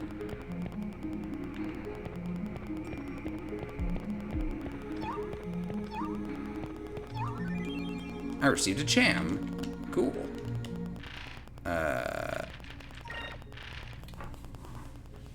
Fina, items.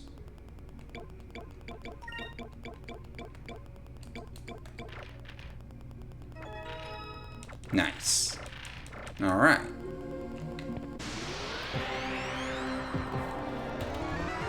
Oh my god, the game is running so quickly. Whee!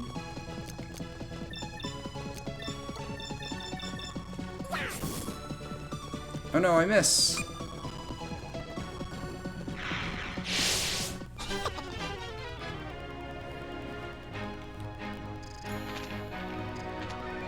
Oh, another moonberry. Which means I can get another super.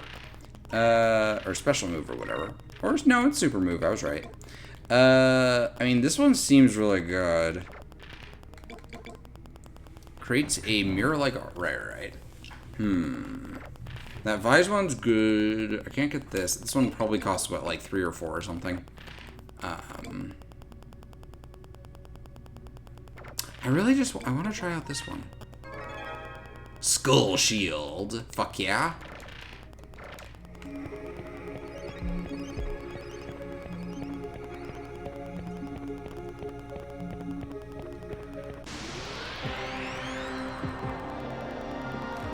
Can you imagine there's a new Punch-Out, Twitter floods with yaoi art of the boxers, then the reckoning of Punch-Out is racist, counterfire of Punch-Out is racist against literally everyone except short kings from the Bronx. I think that if they made a new Punch-Out, I think that what they should do is, they should make a new Punch-Out, and one of the super special bosses is you have to fight Captain Falcon, and his, like, ultra move is he does the Falcon Punch on you, and if he hits you, it's a one-hit kill.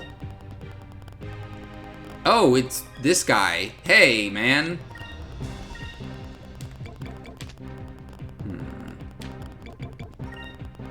Wait, no, not yet.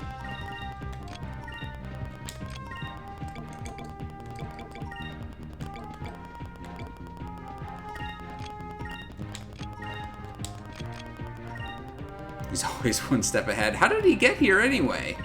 I guess he's just one step ahead, right? Moves, give me strength. Power up.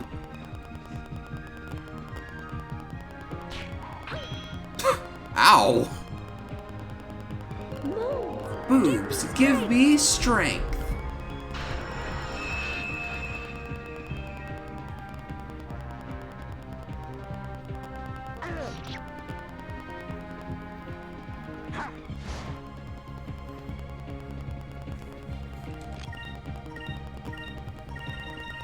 Now everybody, everyone, get in here! They make a new Punch-Out and Zivlin Bane is the secret boss.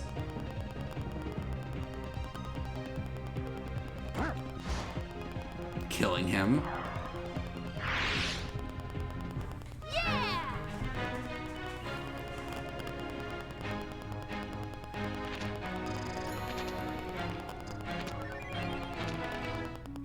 They should just make a new punch. You received a golden mask. Wait, hold on. Golden mask. Items. So, is this equipment? No. Is it a key item? No. Is it a weapon? Is it just a use item? Oh. A valuable treasure sought. Okay, yeah, it's just probably something I just sell, or it just sits in my inventory forever. I don't know. Thanks for spending your points. Fun fact: they were originally going to have Peach be the secret boss Punch-Out Wave, but they decided on DK. I'd love to see them bring that back and just have Peach be there. Oh wait, I already came up here. In fact, you know what? This is just at this point. Let's just make it Super Smash Bros. But Punch-Out. Hold on, where do I go from here? Or is there? Oh, upstairs. There's a spot that I can step on.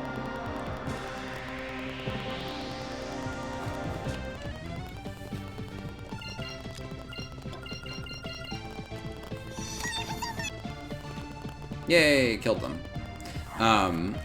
Just fucking make it Super Smash Bros. At this point, where it's just like you play as Little Mac, and every single boss is just another fucking Nintendo like crossover character. Fuck it.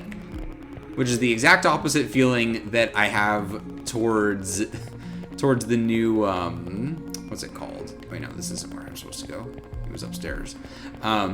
So I did watch the Nintendo Direct, and there were a couple of things that I was interested in. Nothing. Wait.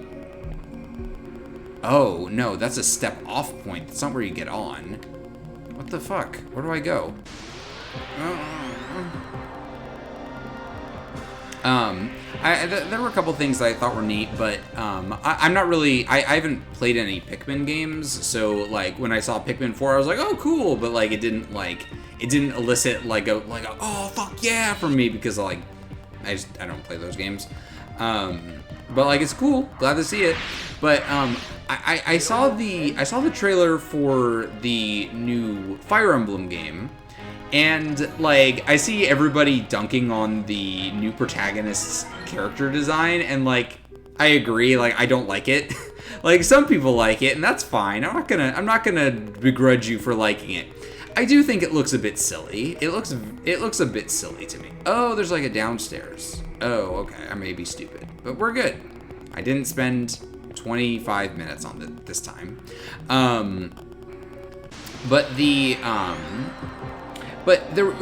if I could offer a actual criticism, so I don't like that the way that the game is framed is it's just like, hey, look at all these cool crossover characters we're having. Look, it's all the legacy characters. You know, here's Marth and here's Ike and here's whatever. And it's like, I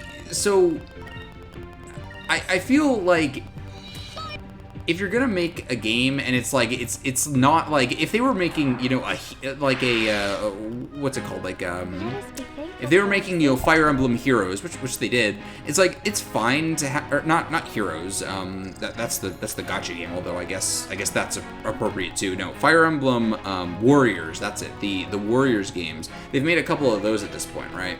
They made like the general Fire Emblem Warriors one, and then they made the Three Houses specific one. But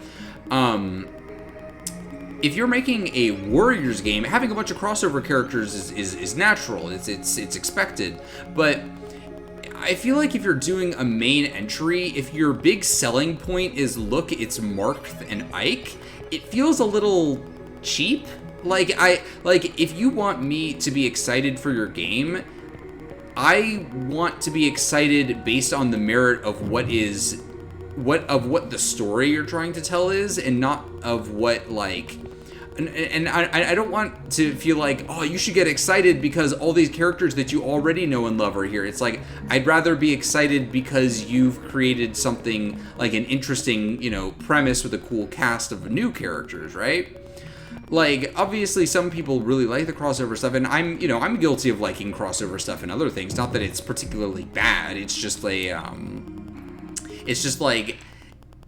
if you're going to sell me on your new game that is not specifically a sequel to a previous game, I don't want you to try and sell me on it because you're having a bunch of crossover characters in it, right?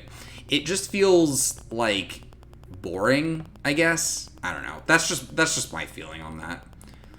I should stream Radiant Silvergun. It's one of the best shmups, and it's also fascinating. The stages are numbered chronologically, but you don't play them in that order. So you start on stage 3. Alright, sure. I'll check it out. I think the point of that is to reel in people who started with 3 houses. But the thing is, they didn't show off like Crom or Edelgard or whoever. Or Crom. Baelith. Fuck. They didn't show off like Baelith or Edelgard or the other house leaders whose names escape me. But the like if they were showing off those characters, like, okay, sure, I believe you, but like they just kind of showed who did they show? They didn't show Crom. They showed Marth, and I think they showed Ike. I don't remember, but here's the thing. I've only ever played 2 Fire Emblem games, actually. I've only played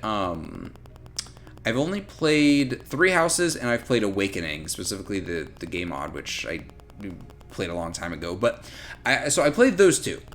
And I remember specifically in the DLC, there was DLC for Awakening that was just like, hey, look, you can get Marth and Ike and whoever into your party, and they can just be part of your team. And that was cool, and I loved it, but that wasn't a main story crutch. Like, that wasn't like the thing that the story was revolving around. That was just a bonus thing that was something that you could download to like just have like oh, look, Marth is here, But anyway, they showed Marth, Cecilia, and Sigurd. Okay. The point isn't nostalgia, it's to convince these new people to play Heroes and the other games, maybe. So the poster boy and 2 more obscure ones, I assume to get existing fans to buy in. Seen a couple people get hyped for Sigurd. I don't, so I now that you say it, I'm remembering a little bit, but what game was Sigurd from? I'm not actually familiar with his character. Is he like from like Echoes or something? Or not? Well, that's not the original name or whatever. You know what I mean? Sigurd is from SNES. Oh, okay. He's an old legacy character like Marth. Whoa, that was a weird angle. What was that? Huh? Oh, weird. Oh, it's like looking through the. Oh, I see. I guess I can turn it, but yeah, I guess I'm just peeking through the wall there. Cecilia is from Echoes. Okay.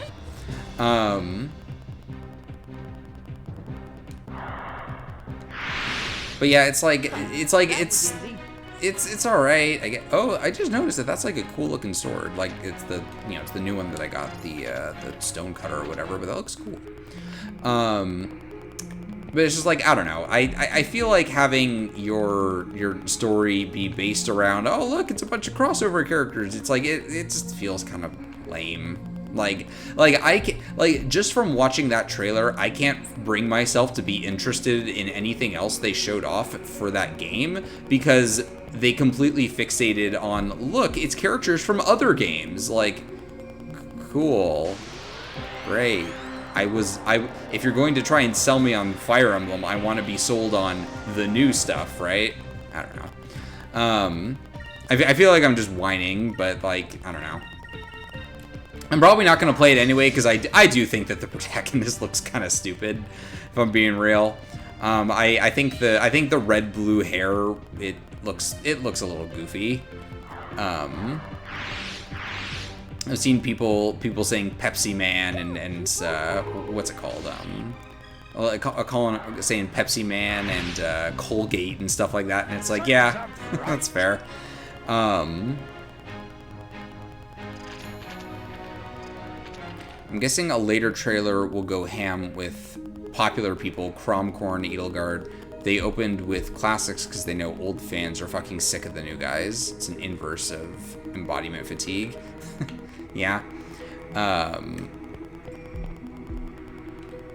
think this leads to... Oh, that's like the path forward. Okay. Wait, no, I wanted to get on that.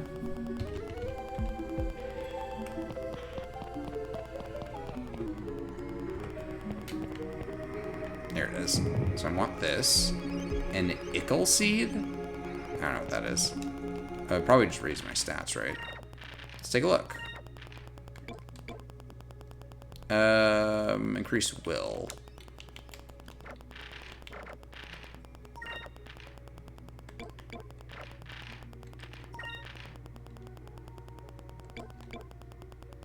Oh, I also have this. Increases MP by 1. Sure.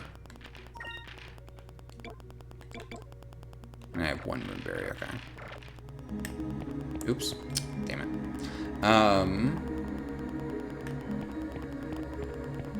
The guy protagonist is lame as balls, but I like the girl one. Color contrast is cool. I think color contrast can be done very well. I think that color contrasty stuff can look really good. It's just I don't think that one looked good. I think that the red blue looks a little bit funky. Calling it too anime isn't right. Like, it's not too anime. It is very anime, but like Fire Emblem historically has lots of anime-ness. Ruin arm. Ooh. Wait, did he just did the tilt thing again. Like Fire Emblem is very anime, but like it just looks silly. I just think it looks a little silly. Like they look like a clown, right? This is a protagonist that Clown Piece would design. A strange arm based on unknown technology left behind in the ruins of an ancient city.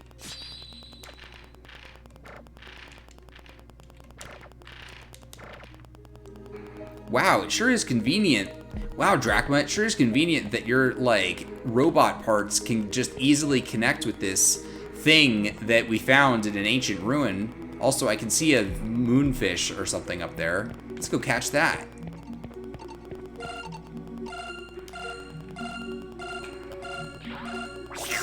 Thank you. Does this just take me back? Yeah. But also, I just noticed that there was a chest down there.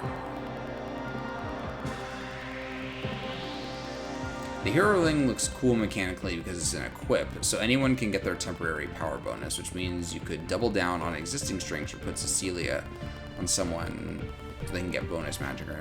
Like, yeah, like, I think that mechanically it will be very interesting, but my concern is that it feels like a cheap way to generate hype or whatever. Like, oh, look, it's all these characters, and it's like, I don't care, man. But, like, here's the thing. It'll probably be good. Like, it'll probably be a good game overall, but I don't know. I probably won't play it.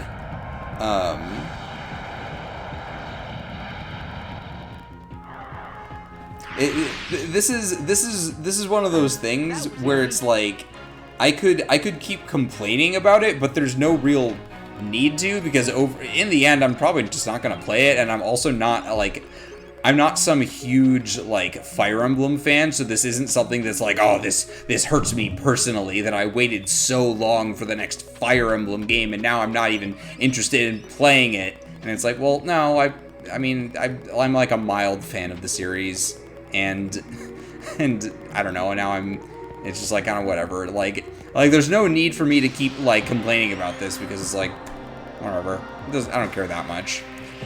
But anyway.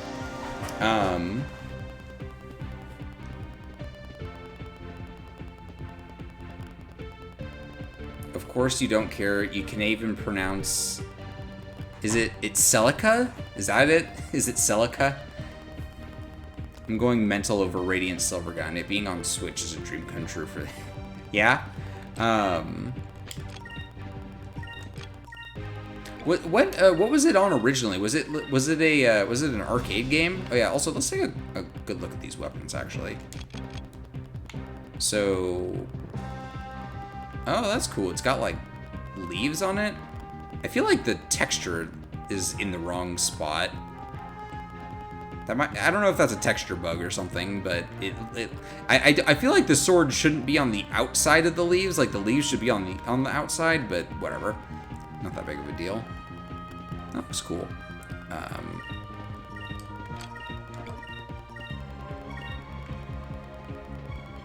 Arr, I got me hook hand. How is a hook from an ancient civilization stronger than a metal drill from modern technology? Also, that's like mostly moonstone. Like, I was complaining that his like starter arm didn't have a moonstone on it, but this is like mostly moonstone at this point. So wish granted, I guess.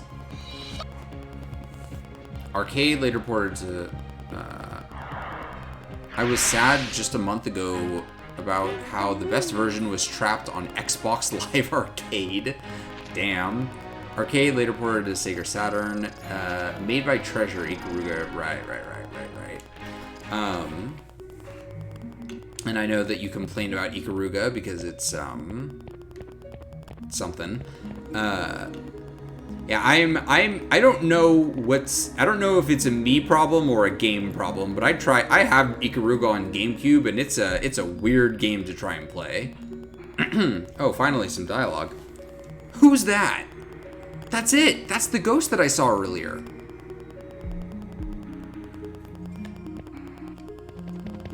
Oh, it's running away. Who would be lurking around in a place like this? Don't let him get away, boy. Ikaruga melts my brain. It makes me mad. Yeah. Oh yeah. Are we like chasing this person? Oops. There we go. So I guess I have to wrap around and catch them off guard or something. Like this.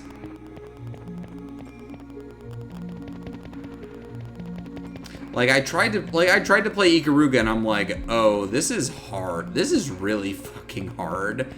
I couldn't get a good handle on it. Oh, was I supposed to like run around here and make them run back into there so they'd have nowhere to go?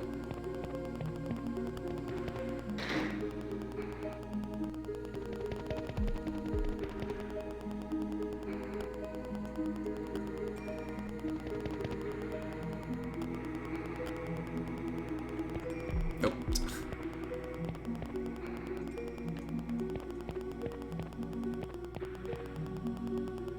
I just have to keep track of two colors, but I can't, which makes me matter.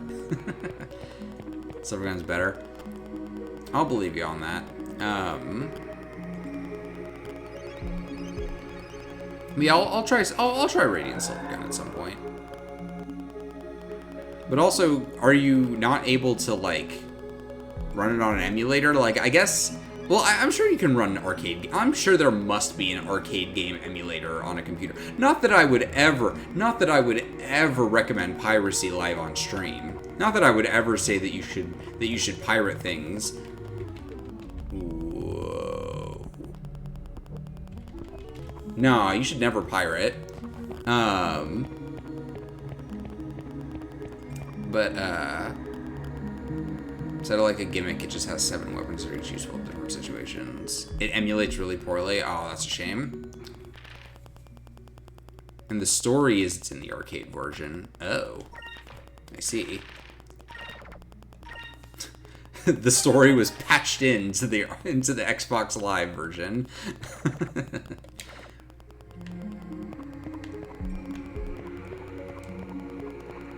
This is just a random thought, but I remember when I was in high school. I was hanging out at a friend's place, and he was telling me about this show that he liked called, shit, what was the name of it? Gregory Horror Show. That was it. He talked about this show that he liked called Gregory Horror Show, and as we were talking about it and like looking up stuff so that he could show me, we actually discovered like, oh, there was like a PS2 game of this, and we were like, oh shit, that's cool.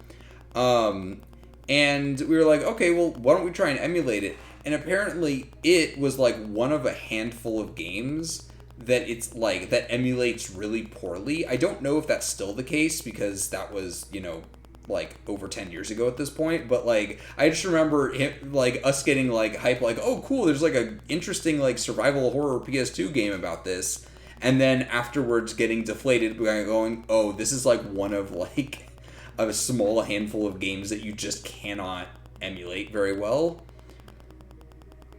which was unfortunate. But it seems like a cool game. We watched some gameplay of it on like YouTube afterwards, and we were like, oh shit, this looks really cool. It's like an interesting survival horror thing. It was clearly built around the story, but they could only afford cutscenes and voice acting for the Saturn version. Oh, you know Gregory Horror Show? Yeah, like I think that it was like it was a thing that wasn't really a thing in America as much, but he was still like aware of it, I guess. But anyway, yeah, I do want to try that Gregory Horror Show game at some point. It seems neat. But I remember, oh, hey man. That was a cool shot of like Vise quickly turning around. I watched it all on YouTube. Cool. Well, I'm glad you like it. But I hope that a better version of the game or whatever has been dumped at some point. Again, not that I would ever pirate. Despite the fact that I am playing a game about pirates.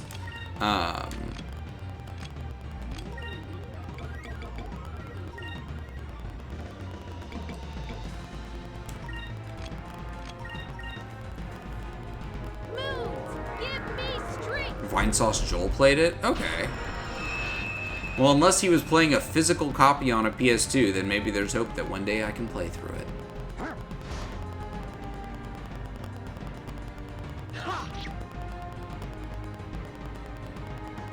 Ring of Sleep.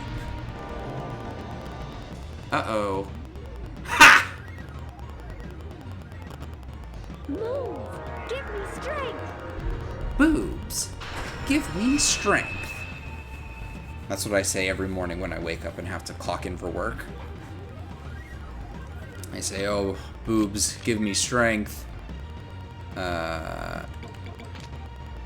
Summons the spirit of an ancient air pirate to defend and counterattack for his crew. We'll try that later.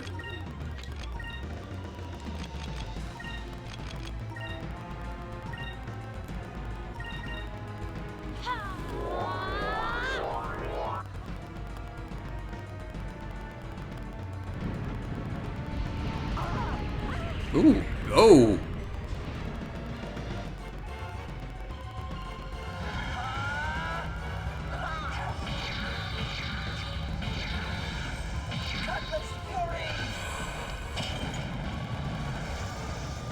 Okay.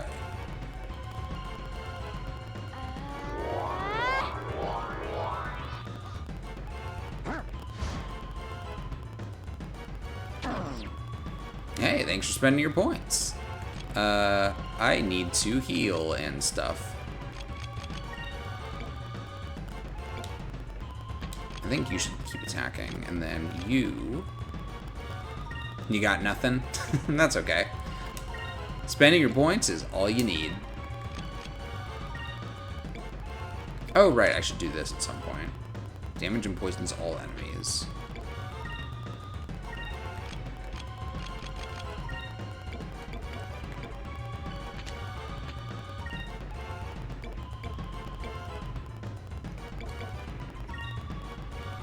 Move!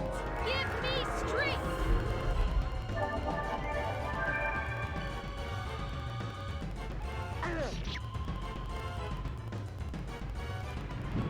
Uh-oh. Holy shit. Barely survived that. Move! Give me strength!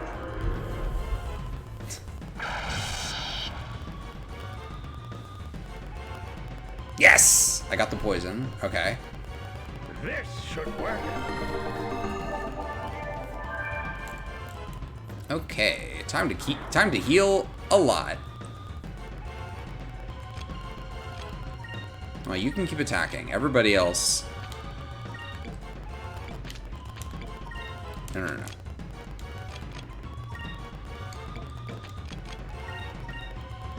Well, actually, you could probably do Colorless Fury. Let's see. Magic.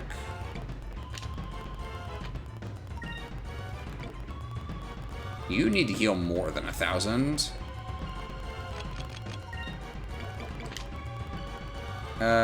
Restore... Oh, 1,000 for all allies. Okay, I can do that.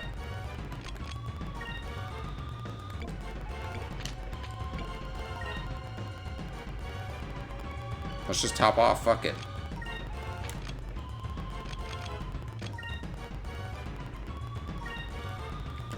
Let's try this! Cannot stress enough how much I love Radiant Silver Gun.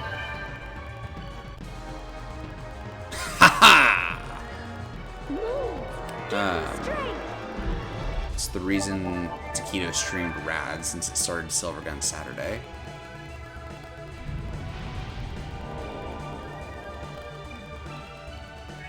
Oh no.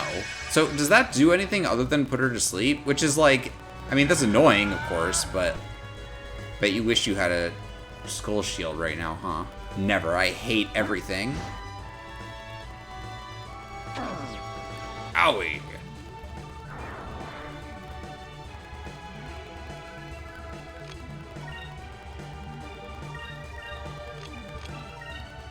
Can I just heal you?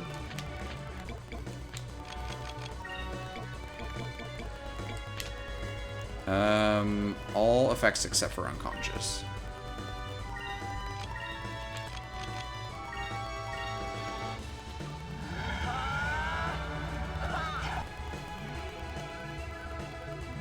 There we go, good enough.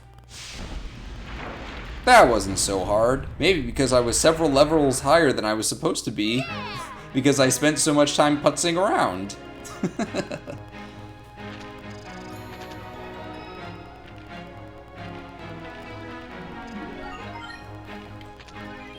Panica, Sylph Seed.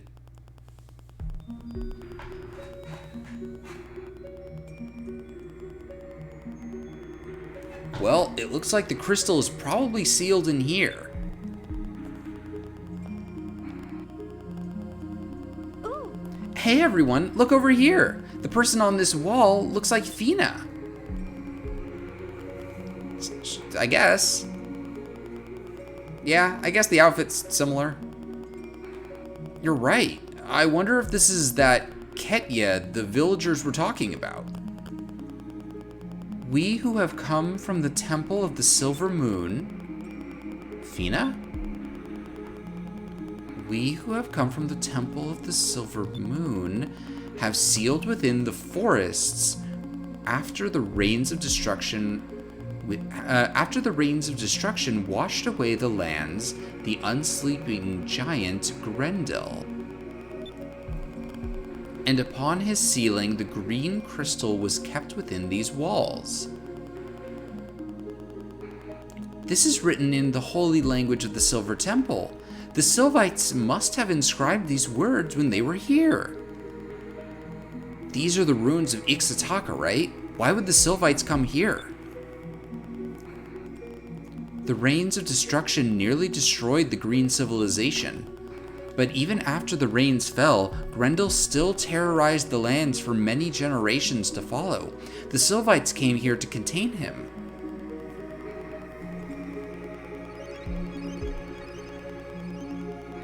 But they came too late. The green civilization was destroyed and the people were reduced to a few primitive tribes of scavengers.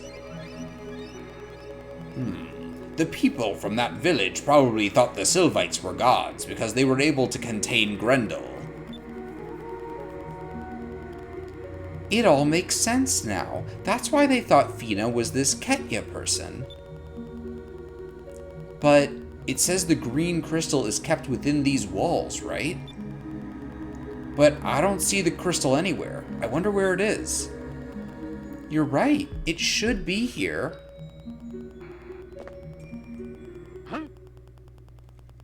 Who's there?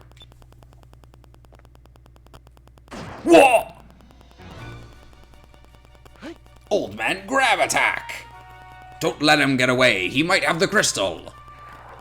Whoa! Sick moves! Oh, that was slick.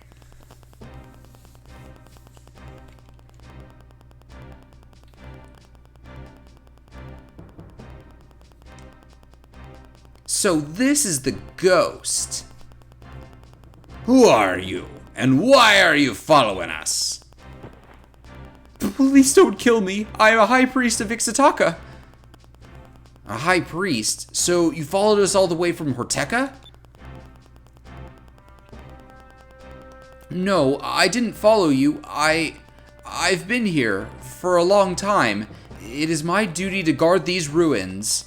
If anyone tries to loot what's in these ruins or steal the sacred green stone, I contact the king of Ixtaka. Wait a minute. You mean to tell me that the king knew where the lost city was all this time? Yes, we figured out Isapa's riddle and we found Rixus. And here, we found the sacred green stone. The king and Isapa were very happy because we could use the stone to stop the Valuans. Stop the Valuans? You aren't going to...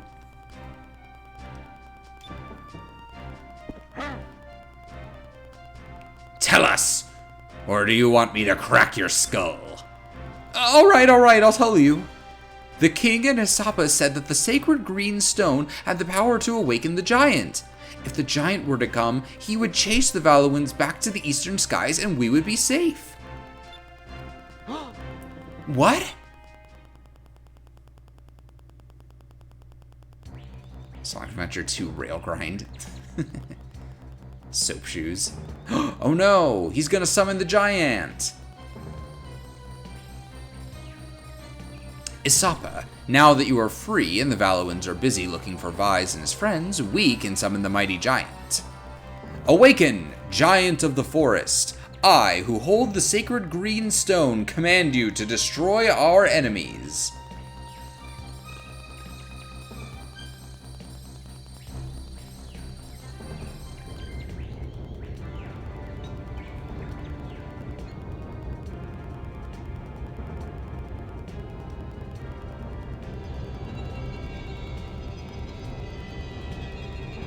Vise, please forgive us. There is no other way for us to save the forests and the people of Ixtaka. I don't know, just give us a couple more hours. I'm sure we would have cleared most of them out.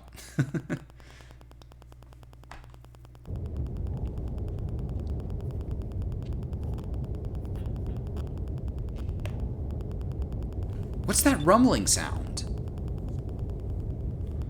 Oh no, not again!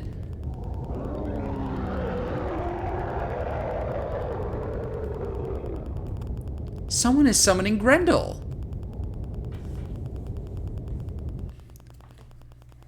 I need a sippy. That's what I need. Valuan flagship First Admiral Alfonso's, the Cygnus. I don't know if I'm pronouncing that one right. I guess I don't care that much, but... Look, over there! So, King Ixataka was hiding the crystal from us after all. Is this going to be easy? All I have to do is take the crystal from him and the Empress will be pleased. Awaiting orders, Admiral. Oh, and I heard that you were injured in the mines. Are you alright, sir? I don't ever want to hear you speak of those mines again. Understand? All ships, prepare for battle. Follow my flagship, the Cygnus. Head towards the light and find King Ixataka.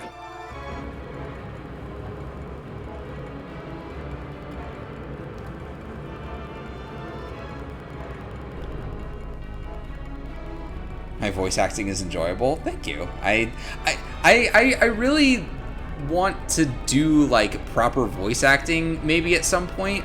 Like I really do like putting up. Whoa, what is going on with this guy? Whoa, it's like two guys in one. That's crazy. It's like a Gurren Lagann over here. But yeah, I do want to maybe like do voice acting at some point, maybe. Because it's really fun. It's really fun to just like do goofy voices and stuff for characters, you know? Damn, bro. Your punch was almost as strong as our harpoon gun. Alfonso charging a small fleet directly at Gigas.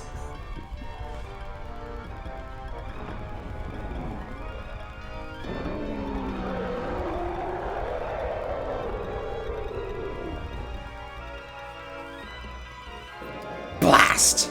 Retreat! We cannot get past the Gigas. But sir, the battle hasn't even started yet. One of our ships went down. I'm leaving. Why are you questioning my orders? I refuse to die in these filthy lands. All ships return to Valo at once. Hey, I guess the king's orders worked. But unfortunately, I bet that thing is gonna assume that we're also enemies. That thing, okay, actually looking at that thing from a distance, that kinda looks like an angel from Evangelion. Or maybe even an Eva, but...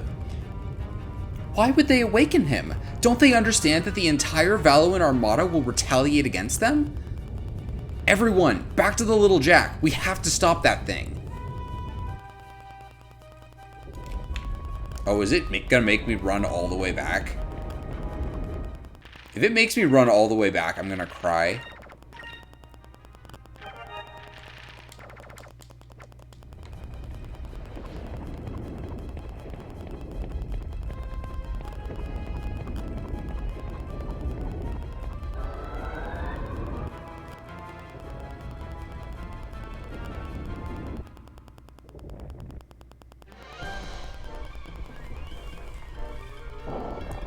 Also, DeLoco is still here.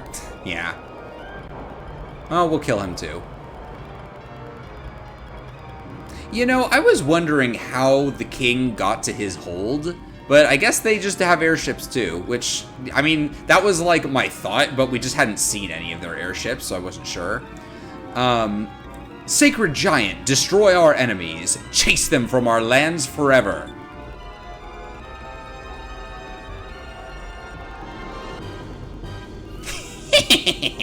Well, it looks like Grendel's awake. And Admiral DeLoco, the experimental Moonstone cannon is ready. Looks like it's time for me to test out my newest weapon. Target King Ixataka's ship. What? Sir, you're not going to fire at the Gigas? The Gigas only follows the commands of the person holding the crystal. So, if we destroy King Ixataka's ship, the Gigas will be defenseless. This is what happens when you cross me. Fire the Moonstone Cannon!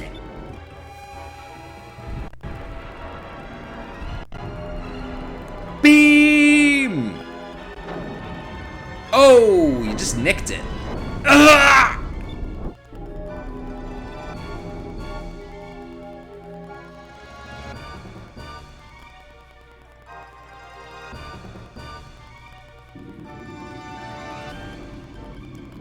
Wake up! Wake up! This is not good. He passed out. We must retreat. King Ixitaka was controlling the Gigas. Until he wakes up, it's going to destroy everything in its path. See, yep, that seemed... Maybe it wasn't such a good idea to summon a weapon of ultimate destruction. Like, I get it, but like...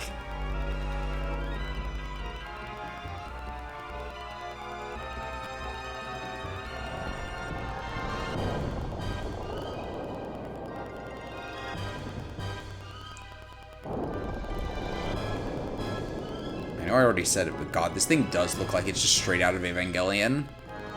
I mean that in a good way, because I do like the angel designs in that series.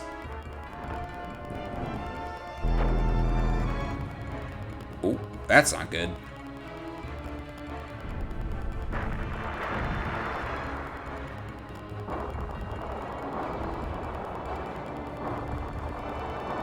But again, it also does just look like an Eva a little bit. Especially with the way that it was moving just right there, where it was like freaking out and holding its head and stuff. Like that's, yep, like that's something that Evas do sometimes. So close. It looks like there's still some fine-tuning to be done. I'm sure Vise has seen the Gigas, and he's probably on his way right now to try and save everyone. Be ready for him. Sir, a ship has been spotted off port side. He's here! He's here! I've been waiting for this. Well, Vise, it's time to die. Wait till you feel the power of my Moonstone Cannon! God, he literally, like, the way he talks does also just sound, like obviously I'm doing the Weevil Underwood voice, but like, the way he talks, like, wait till you feel the power of my Moonstone Cannon does kind of sound like something Weevil would say, like, as just like any Yu-Gi-Oh villain, just like, yeah, wait till you feel the power of my Great Moth. You should feel honored that you're helping me test out my greatest creation ever.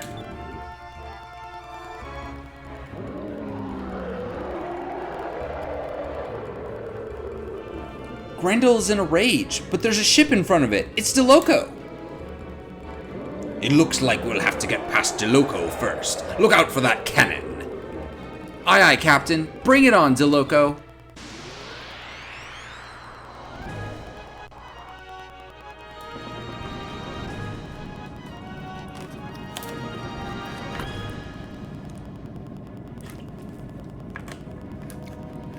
I've been waiting for you, Vise. Now you will get to learn the true power of the ever-changing chameleon. It looks like he's serious this time, boy. He's trying to get behind us. Vise, just make sure to watch out for that big cannon. Just make sure to watch out for that big cannon that he fired at King Ixitaka. One hit from that and we're dead. I'm sure we'll be fine. We can take as many attacks as we need. Main cannon.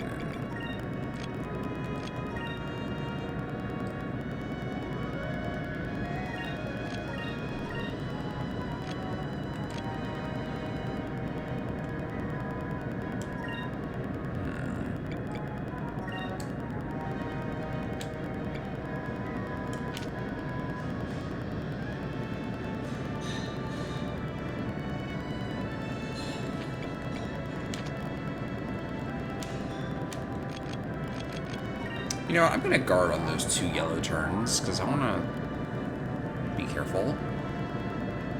I put the equip spell Moonstone Cannon on my basic insect. Now this bug packs some bite.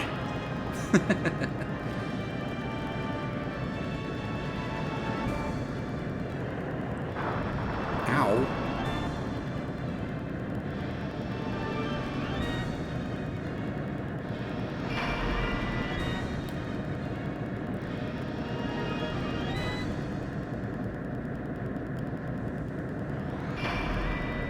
What? Lame.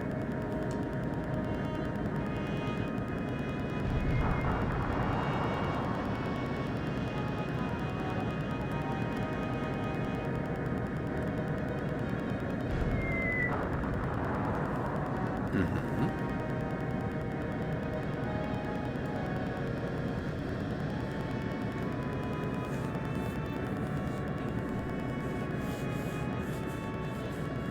Prepare to fire the Moonstone Cannon.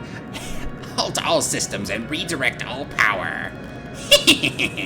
You can't knock me off balance if my ship isn't moving, Vise. Now feel the power of my Moonstone Cannon. The enemy vessel is stopped. What's going on? It looks like he's got something up his sleeve, but now is our chance. We need to hit him as hard as we can while he's stopped. We'll take a bit of a beating. But we can take this chance, hit him as hard as we can. Or we can play it safe and back away. We won't be able to do as much damage, but neither will he. Take a chance and open fire. Play it safe and back off.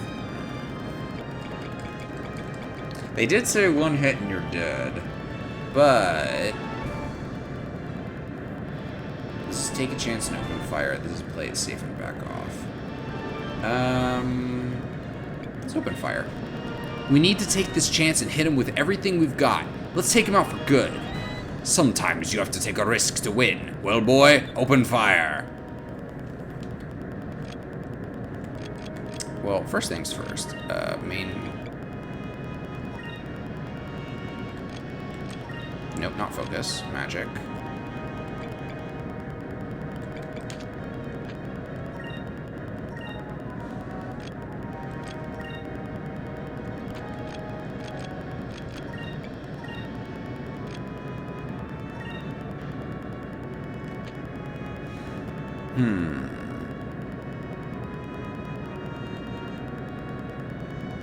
Here's the thing. I do want to use the spear next turn.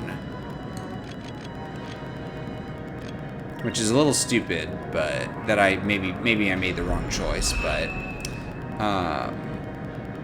wait, did I pick the right? I wanted to focus. Did I do that? I don't know. I think I may have made some bad choices. No, okay, I focused. Okay, good. I could drill in him. This is true. Probably should have. I always forget that I could do that.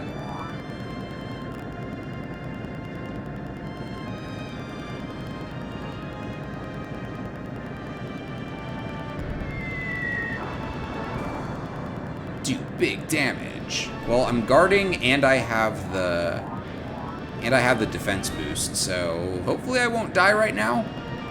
I mean, worst case scenario, I'll cry and then end stream.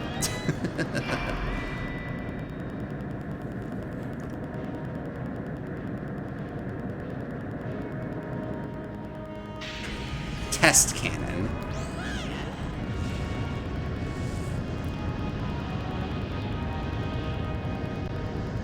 Owie. That didn't even do half.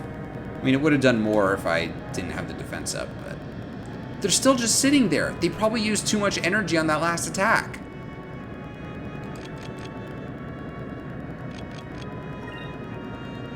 Wait, how much does this cost? Okay, so I have 11 to spare.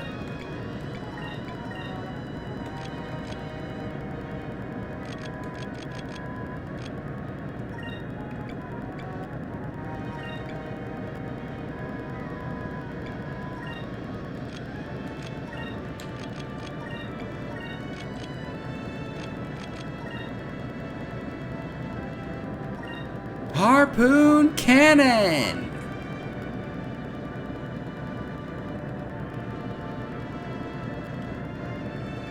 Eviscerate him! Go!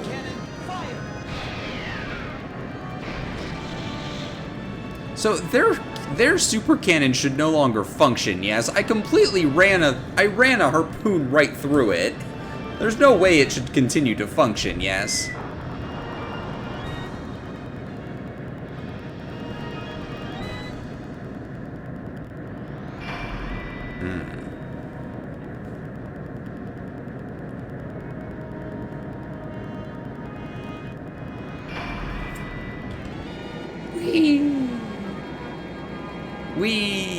We're moving so fast. Ah!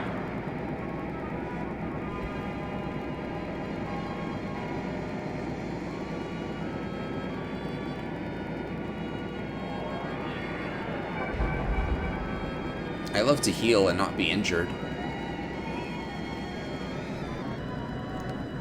They've stopped again. Vise, what should we do this time? Take a chance and open fire. Play it safe. Let's open fire.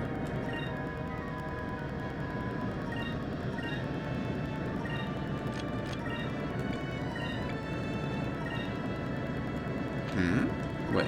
Oh no, that was the wrong cannon.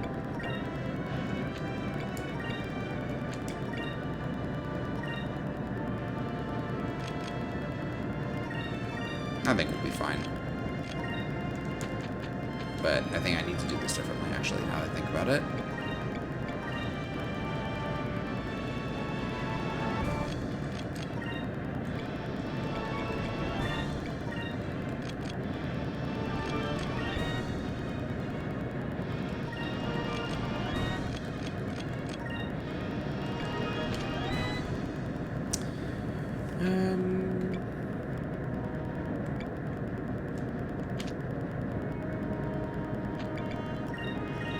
Let's try this. Thankful for the overhype animations. I will be. But for now, let's speed this up. Whee!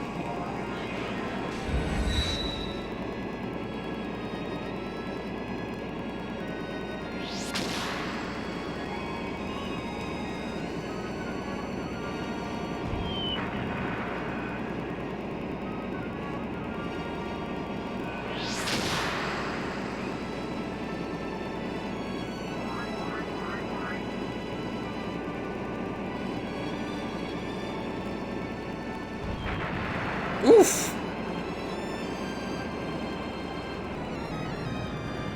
What's going on? Why didn't the Moonstone Cannon fire? Actually, hold on one second.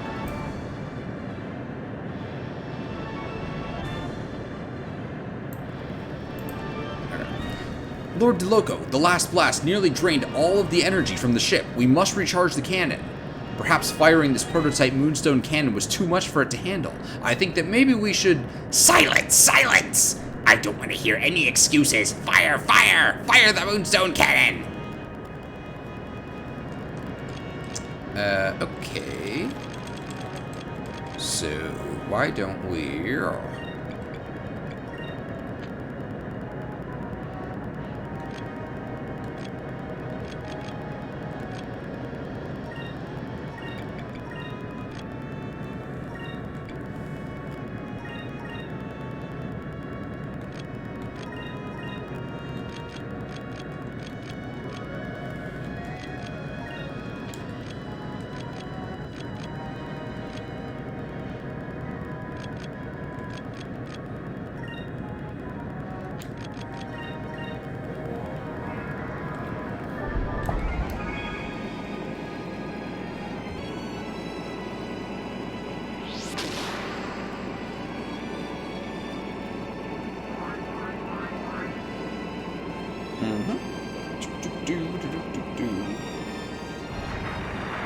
Oof!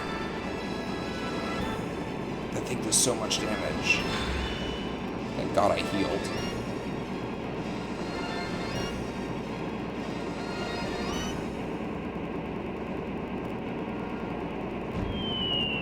Miss! Ugh!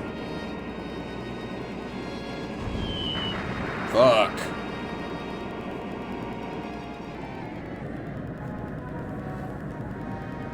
Okay.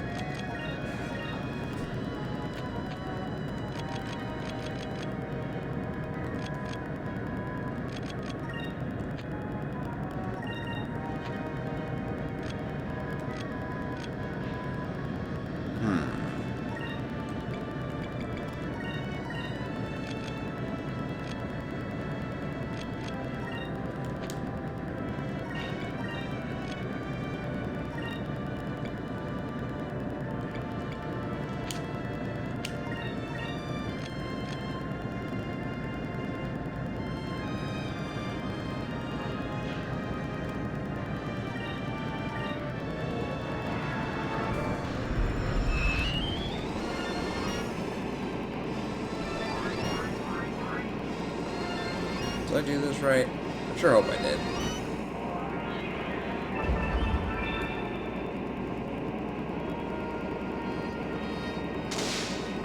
I mean, I think I was supposed to attack all those turns, but the thing is that I just want to use the harpoon cannon next turn, right?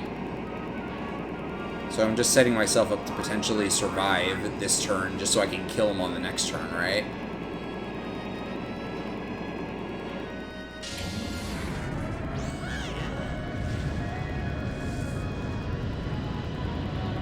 Ouch. Boy, I hope this doesn't kill me. Okay, we're good.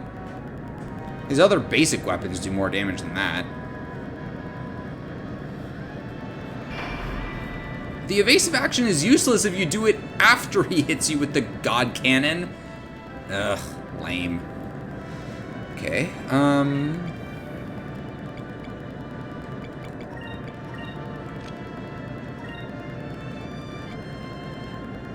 MP, ooh, she's low on MP. She is a lot, so... Although I don't think any of these matter, because I think I'm probably just going to kill it right now.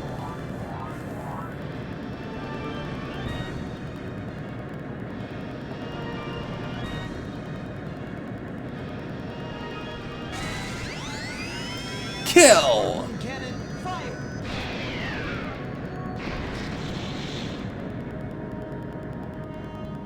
There, dead. Killed them to death. I killed them so hard they died to death.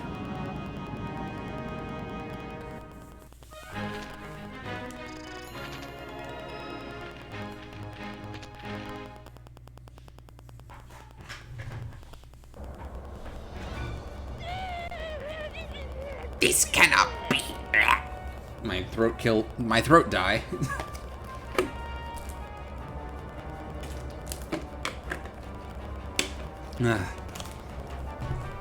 This cannot be. How can I lose twice? Ugh, I can't even do the voice now.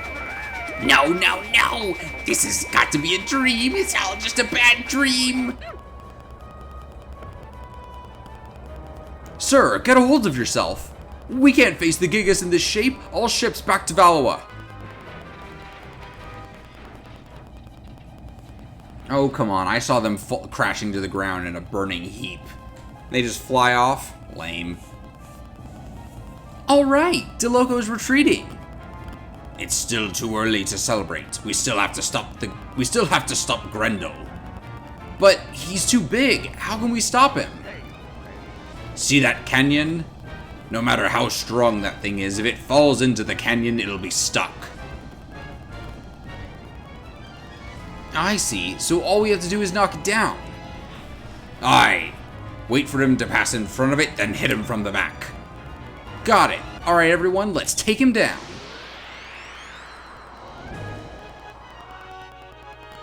Alright, let's see if I can do this one correctly, because I totally didn't fuck up the the fight with the other Gigas. We need to get in close to damage that thing, but there's no telling what that thing will do. Just keep an eye on the damage levels of the ship, boy, and we'll try to damage him little by little.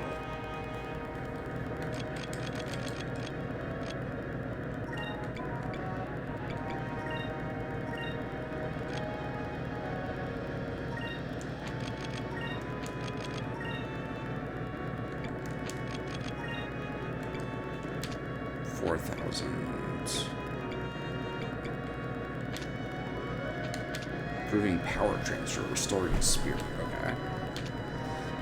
8,000. That's what I need.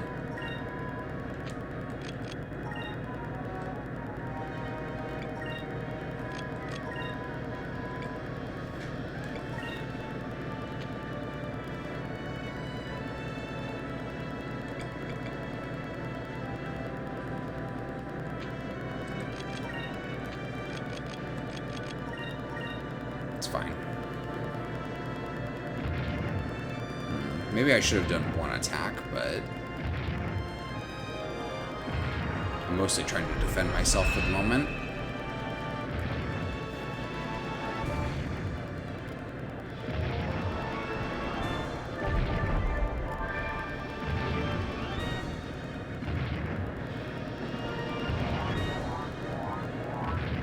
Preparing attack. Oh boy, I hope it doesn't attack me on the turn when I'm focusing. Or the moment when I am. Uh-oh. Fist of Grendel. Ooh! Holy shit! And it nicked me. It somehow obliterated my entire ship, and it just nicked me. It's fine.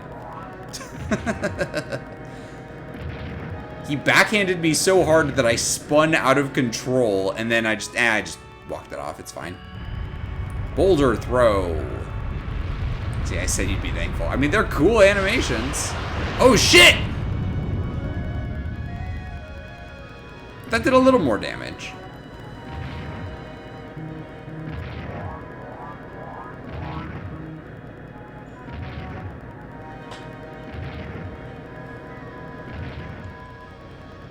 It's too big. I don't even know where to begin attacking. Boy, where do you think we should try attacking it? Its head or the legs? I mean, we have to knock it down, right? Let's try attacking its legs. They're holding up that huge body, so maybe they're its weak point. Very well. Decrease our altitude.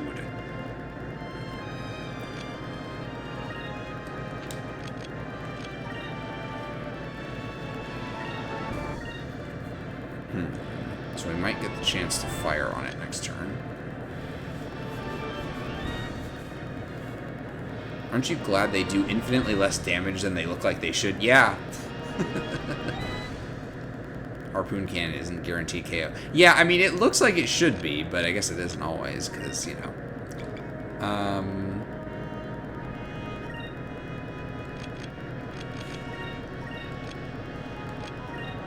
No, focus. Nope, not guard.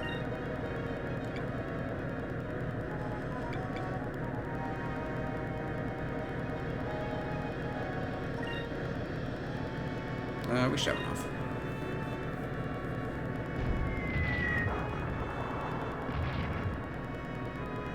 Here's the thing. Attacking the legs didn't work before, but maybe it'll work this time. It's just walking in circles. It's like, yeah, I don't want you to look at me. No. No, no, no. I like to walk in my circle.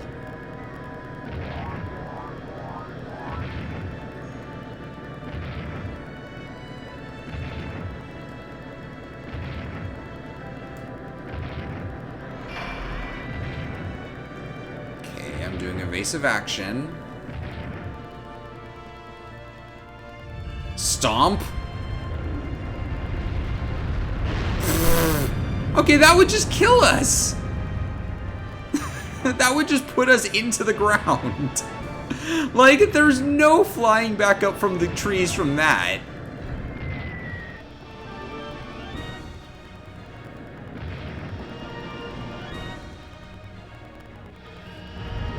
Uh-oh. Uh-oh. Ooh! Don't think I've seen Stomp before. Yeah, my stream is just full of new things.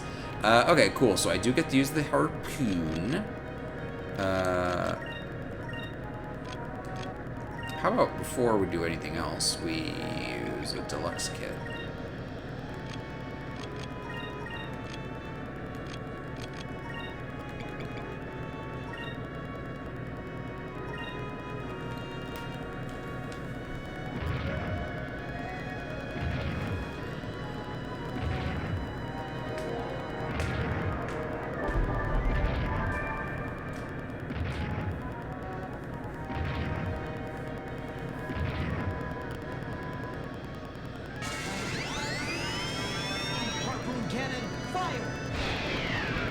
Bam! Right through the back.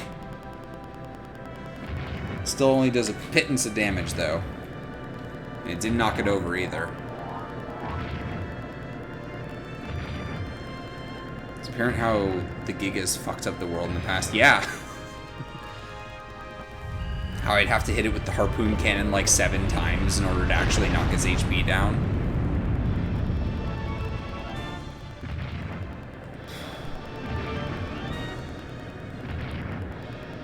It's funny that that's an attack it has to prepare, but then it didn't even do that much damage.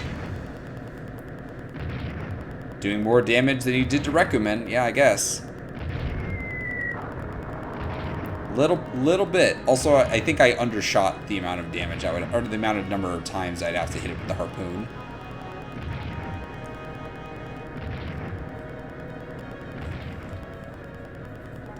Okay, so I'm gonna get another harpoon turn next.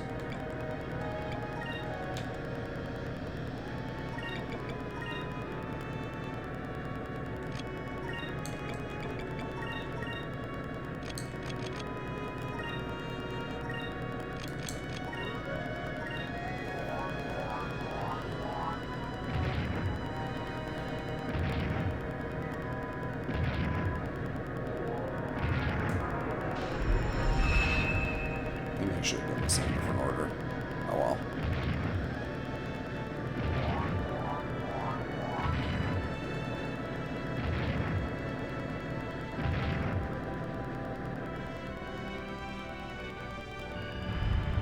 Uh-oh.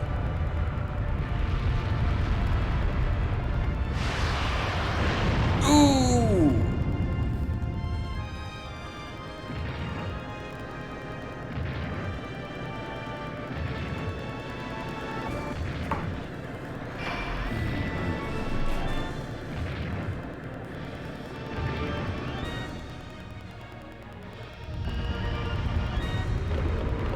Uh-oh.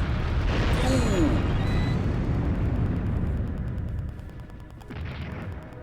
Okay. We are surviving.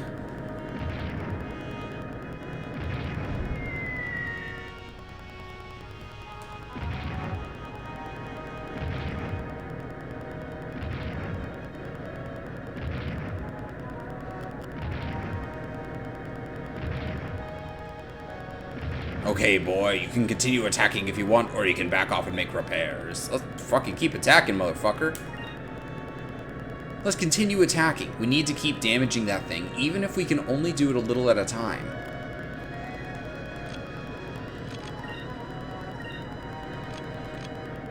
But, I do also need to do...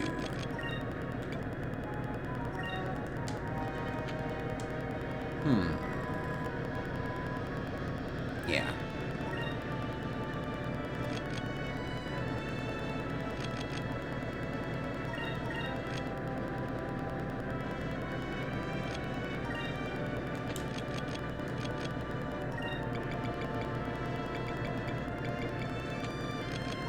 No, not guard.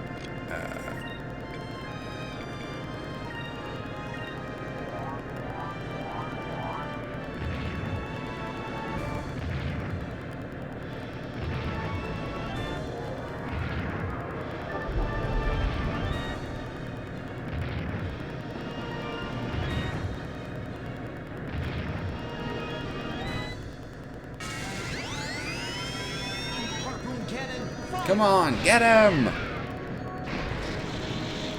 And that was powered up harpoon cannon. The first time it was only the basic damage. This time I actually had a damage buff.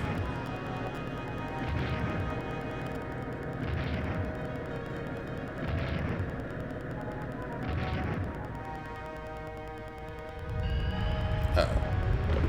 Oh, I'm not worried.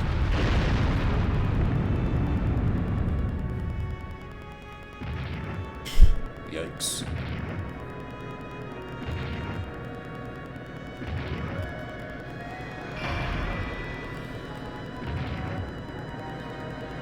Alright, I'm guarding.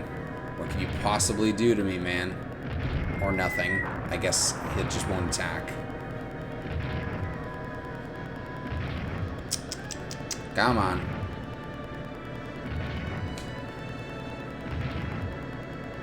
Is assessing damage an action they can take just to be like, hey, this person's not going to act this turn? Look, Grendel's acting strangely. Uh-oh, why am I getting a bad feeling about this? Wait, this might be our chance. Watch it carefully. It's not acting normally. If we attack it now, we might be able to knock it off balance.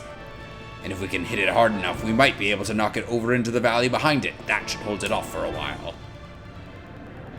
What are you doing, boy? Hurry up and use the harpoon cannon. It's our only chance. It's gonna take a bit, but okay. Not allowed to use it this turn. Assessing damage from preparing attack are just turn wasters.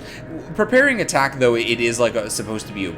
I guess in other battles, like in on foot battles, that would be like a warning, like, hey, this thing's gonna do a big fucking move next turn. Whereas in this, since I can't properly like prepare for when it's gonna prepare or whatever, like, then yeah, it's just like, oh yeah, it's preparing to waste a turn, I guess.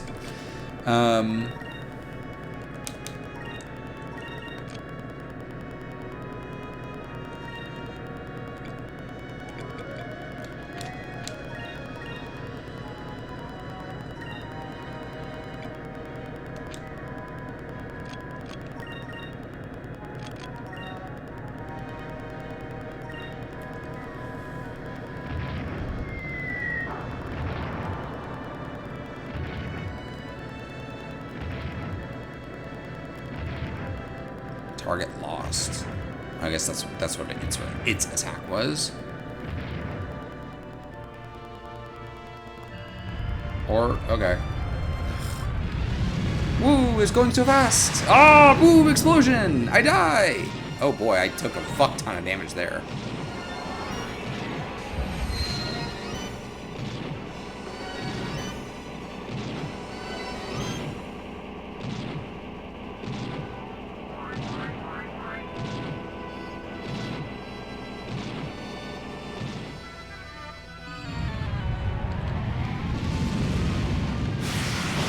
Oh, is it gonna kill me? Oh no! Fuck! Come on, man.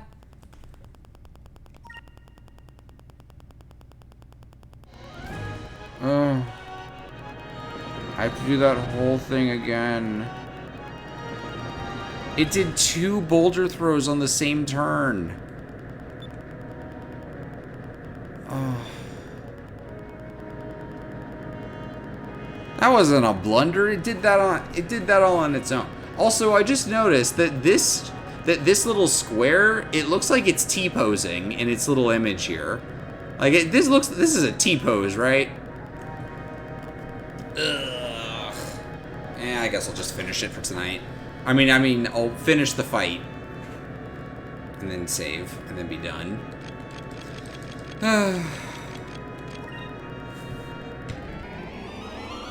Oh no, this battle's so fast. It's all so fast.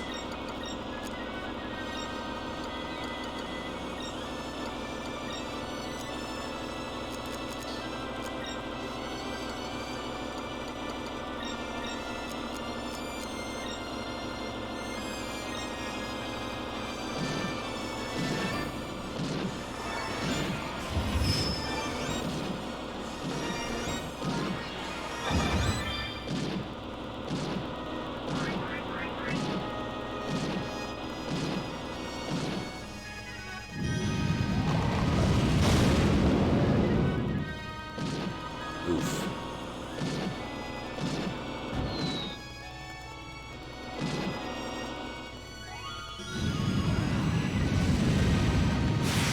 Try attacking the head. Yeah. I'm gonna pick the head this time instead of the feet. Try attacking its head. That might be its weak point. Very well, increase our altitude. Nope, not hard. What's the worst that can happen? I'm gonna try...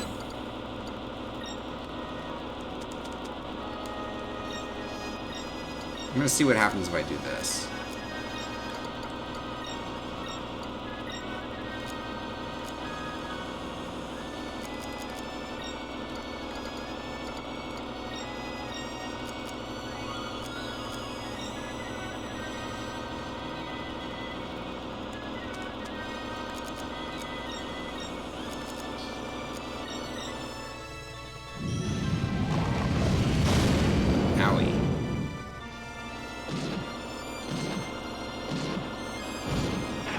See if this will make it lose its attack. Probably not, but it's worth a shot.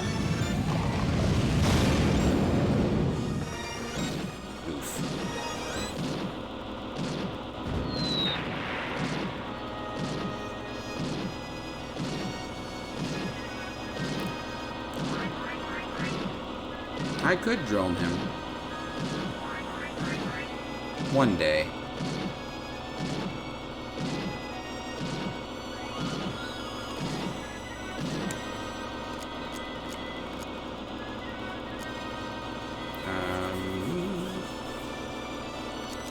I wish I could do something differently.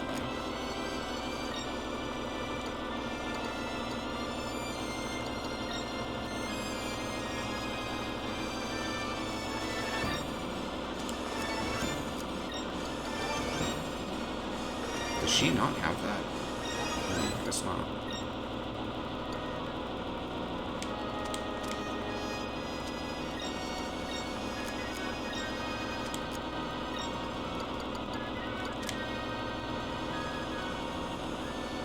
Special equipment is needed to cast? I don't know if I have said special equipment, so...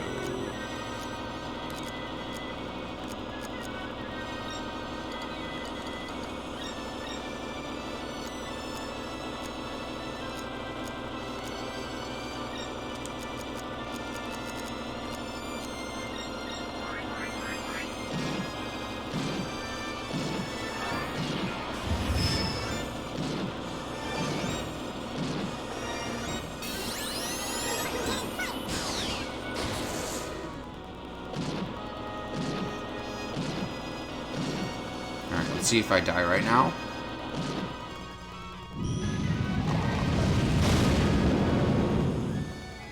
Nope. Okay, we're good. And we heal.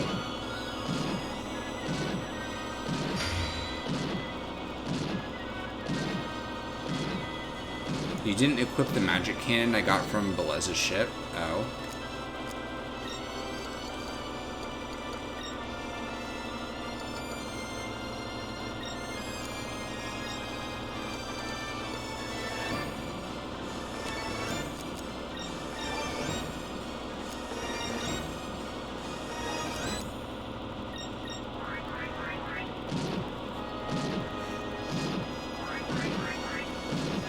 Once you get to the phase after it grabs its head, you can turtle until it's harpoon time.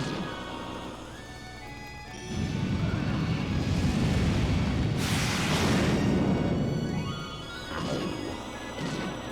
Just gotta bop him into the ravine.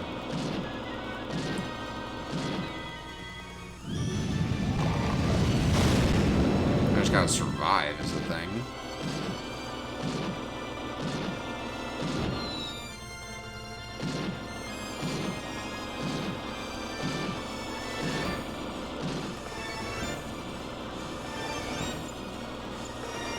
Might be our chance. Let's watch it carefully. Okay.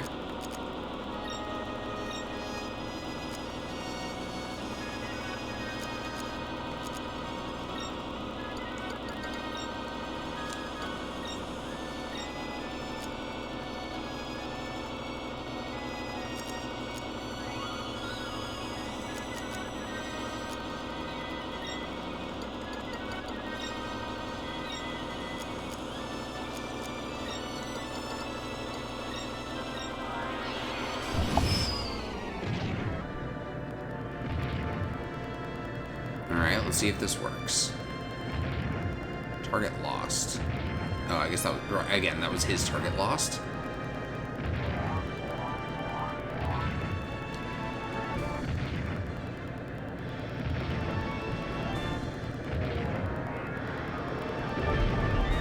Okay, I am at max HP with Increm up.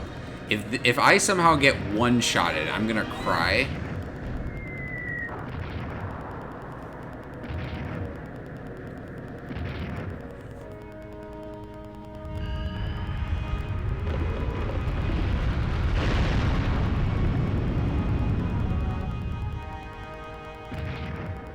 Okay.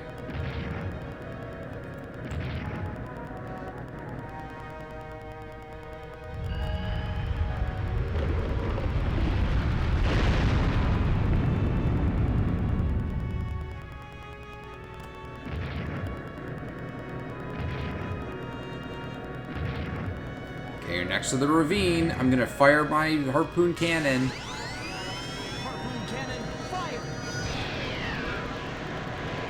Get his ass, literally. Yeah, get him. See, playing at double speed just made that go a little faster, right? All right, we knocked Grendel into the valley. Good job, boy. Now was our chance to grab the green moon crystal and send that thing back to where it came from.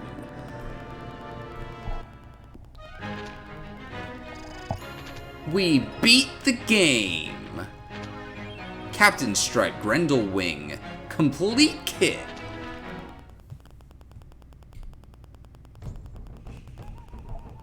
That's a substantial power growth. Vise, you saved my people and our lands. I don't know how to repay you.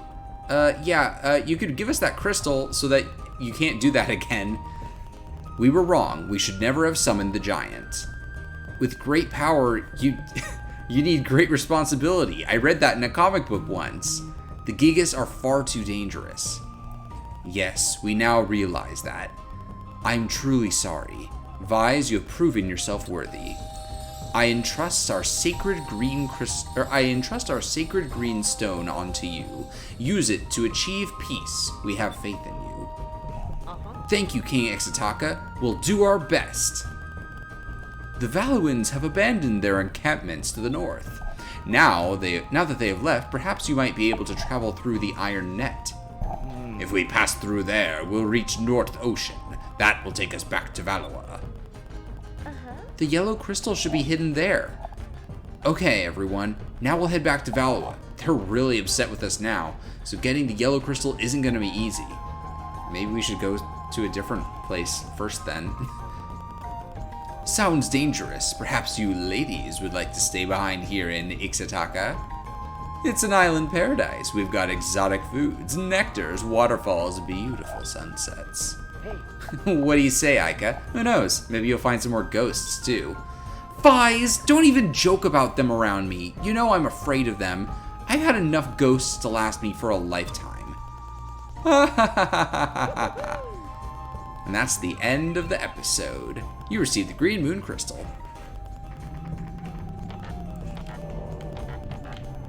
I love to leave. But first we have to go back to the other place and then talk to Captain What's-His-Face. But we'll do that some other time. King Ixataka spoke of an iron net to the north of this continent. Yeah, but if the Valuans escaped to the north, that means they probably had to take down the iron. They had to take down the iron net, right? That means we'll be able to reach North Ocean that way. We'll head straight to Valois from there. Man, what if I went back to the mines and there was just still the Ixatakan warriors that were just like mining away still? Anyway, that's it for tonight. We killed a Gigas. We killed Weevil Underwood, finally. Gone from standing no chance against a Gigas to knocking one over. You can't really go toe-to-toe with one, but you can at least temporarily incapacitate it. Yep.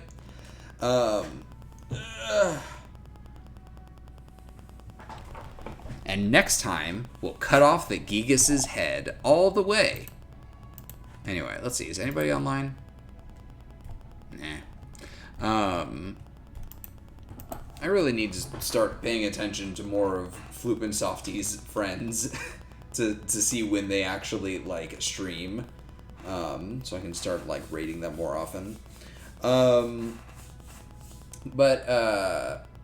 Yeah, I guess that's about it for tonight. What was I gonna say?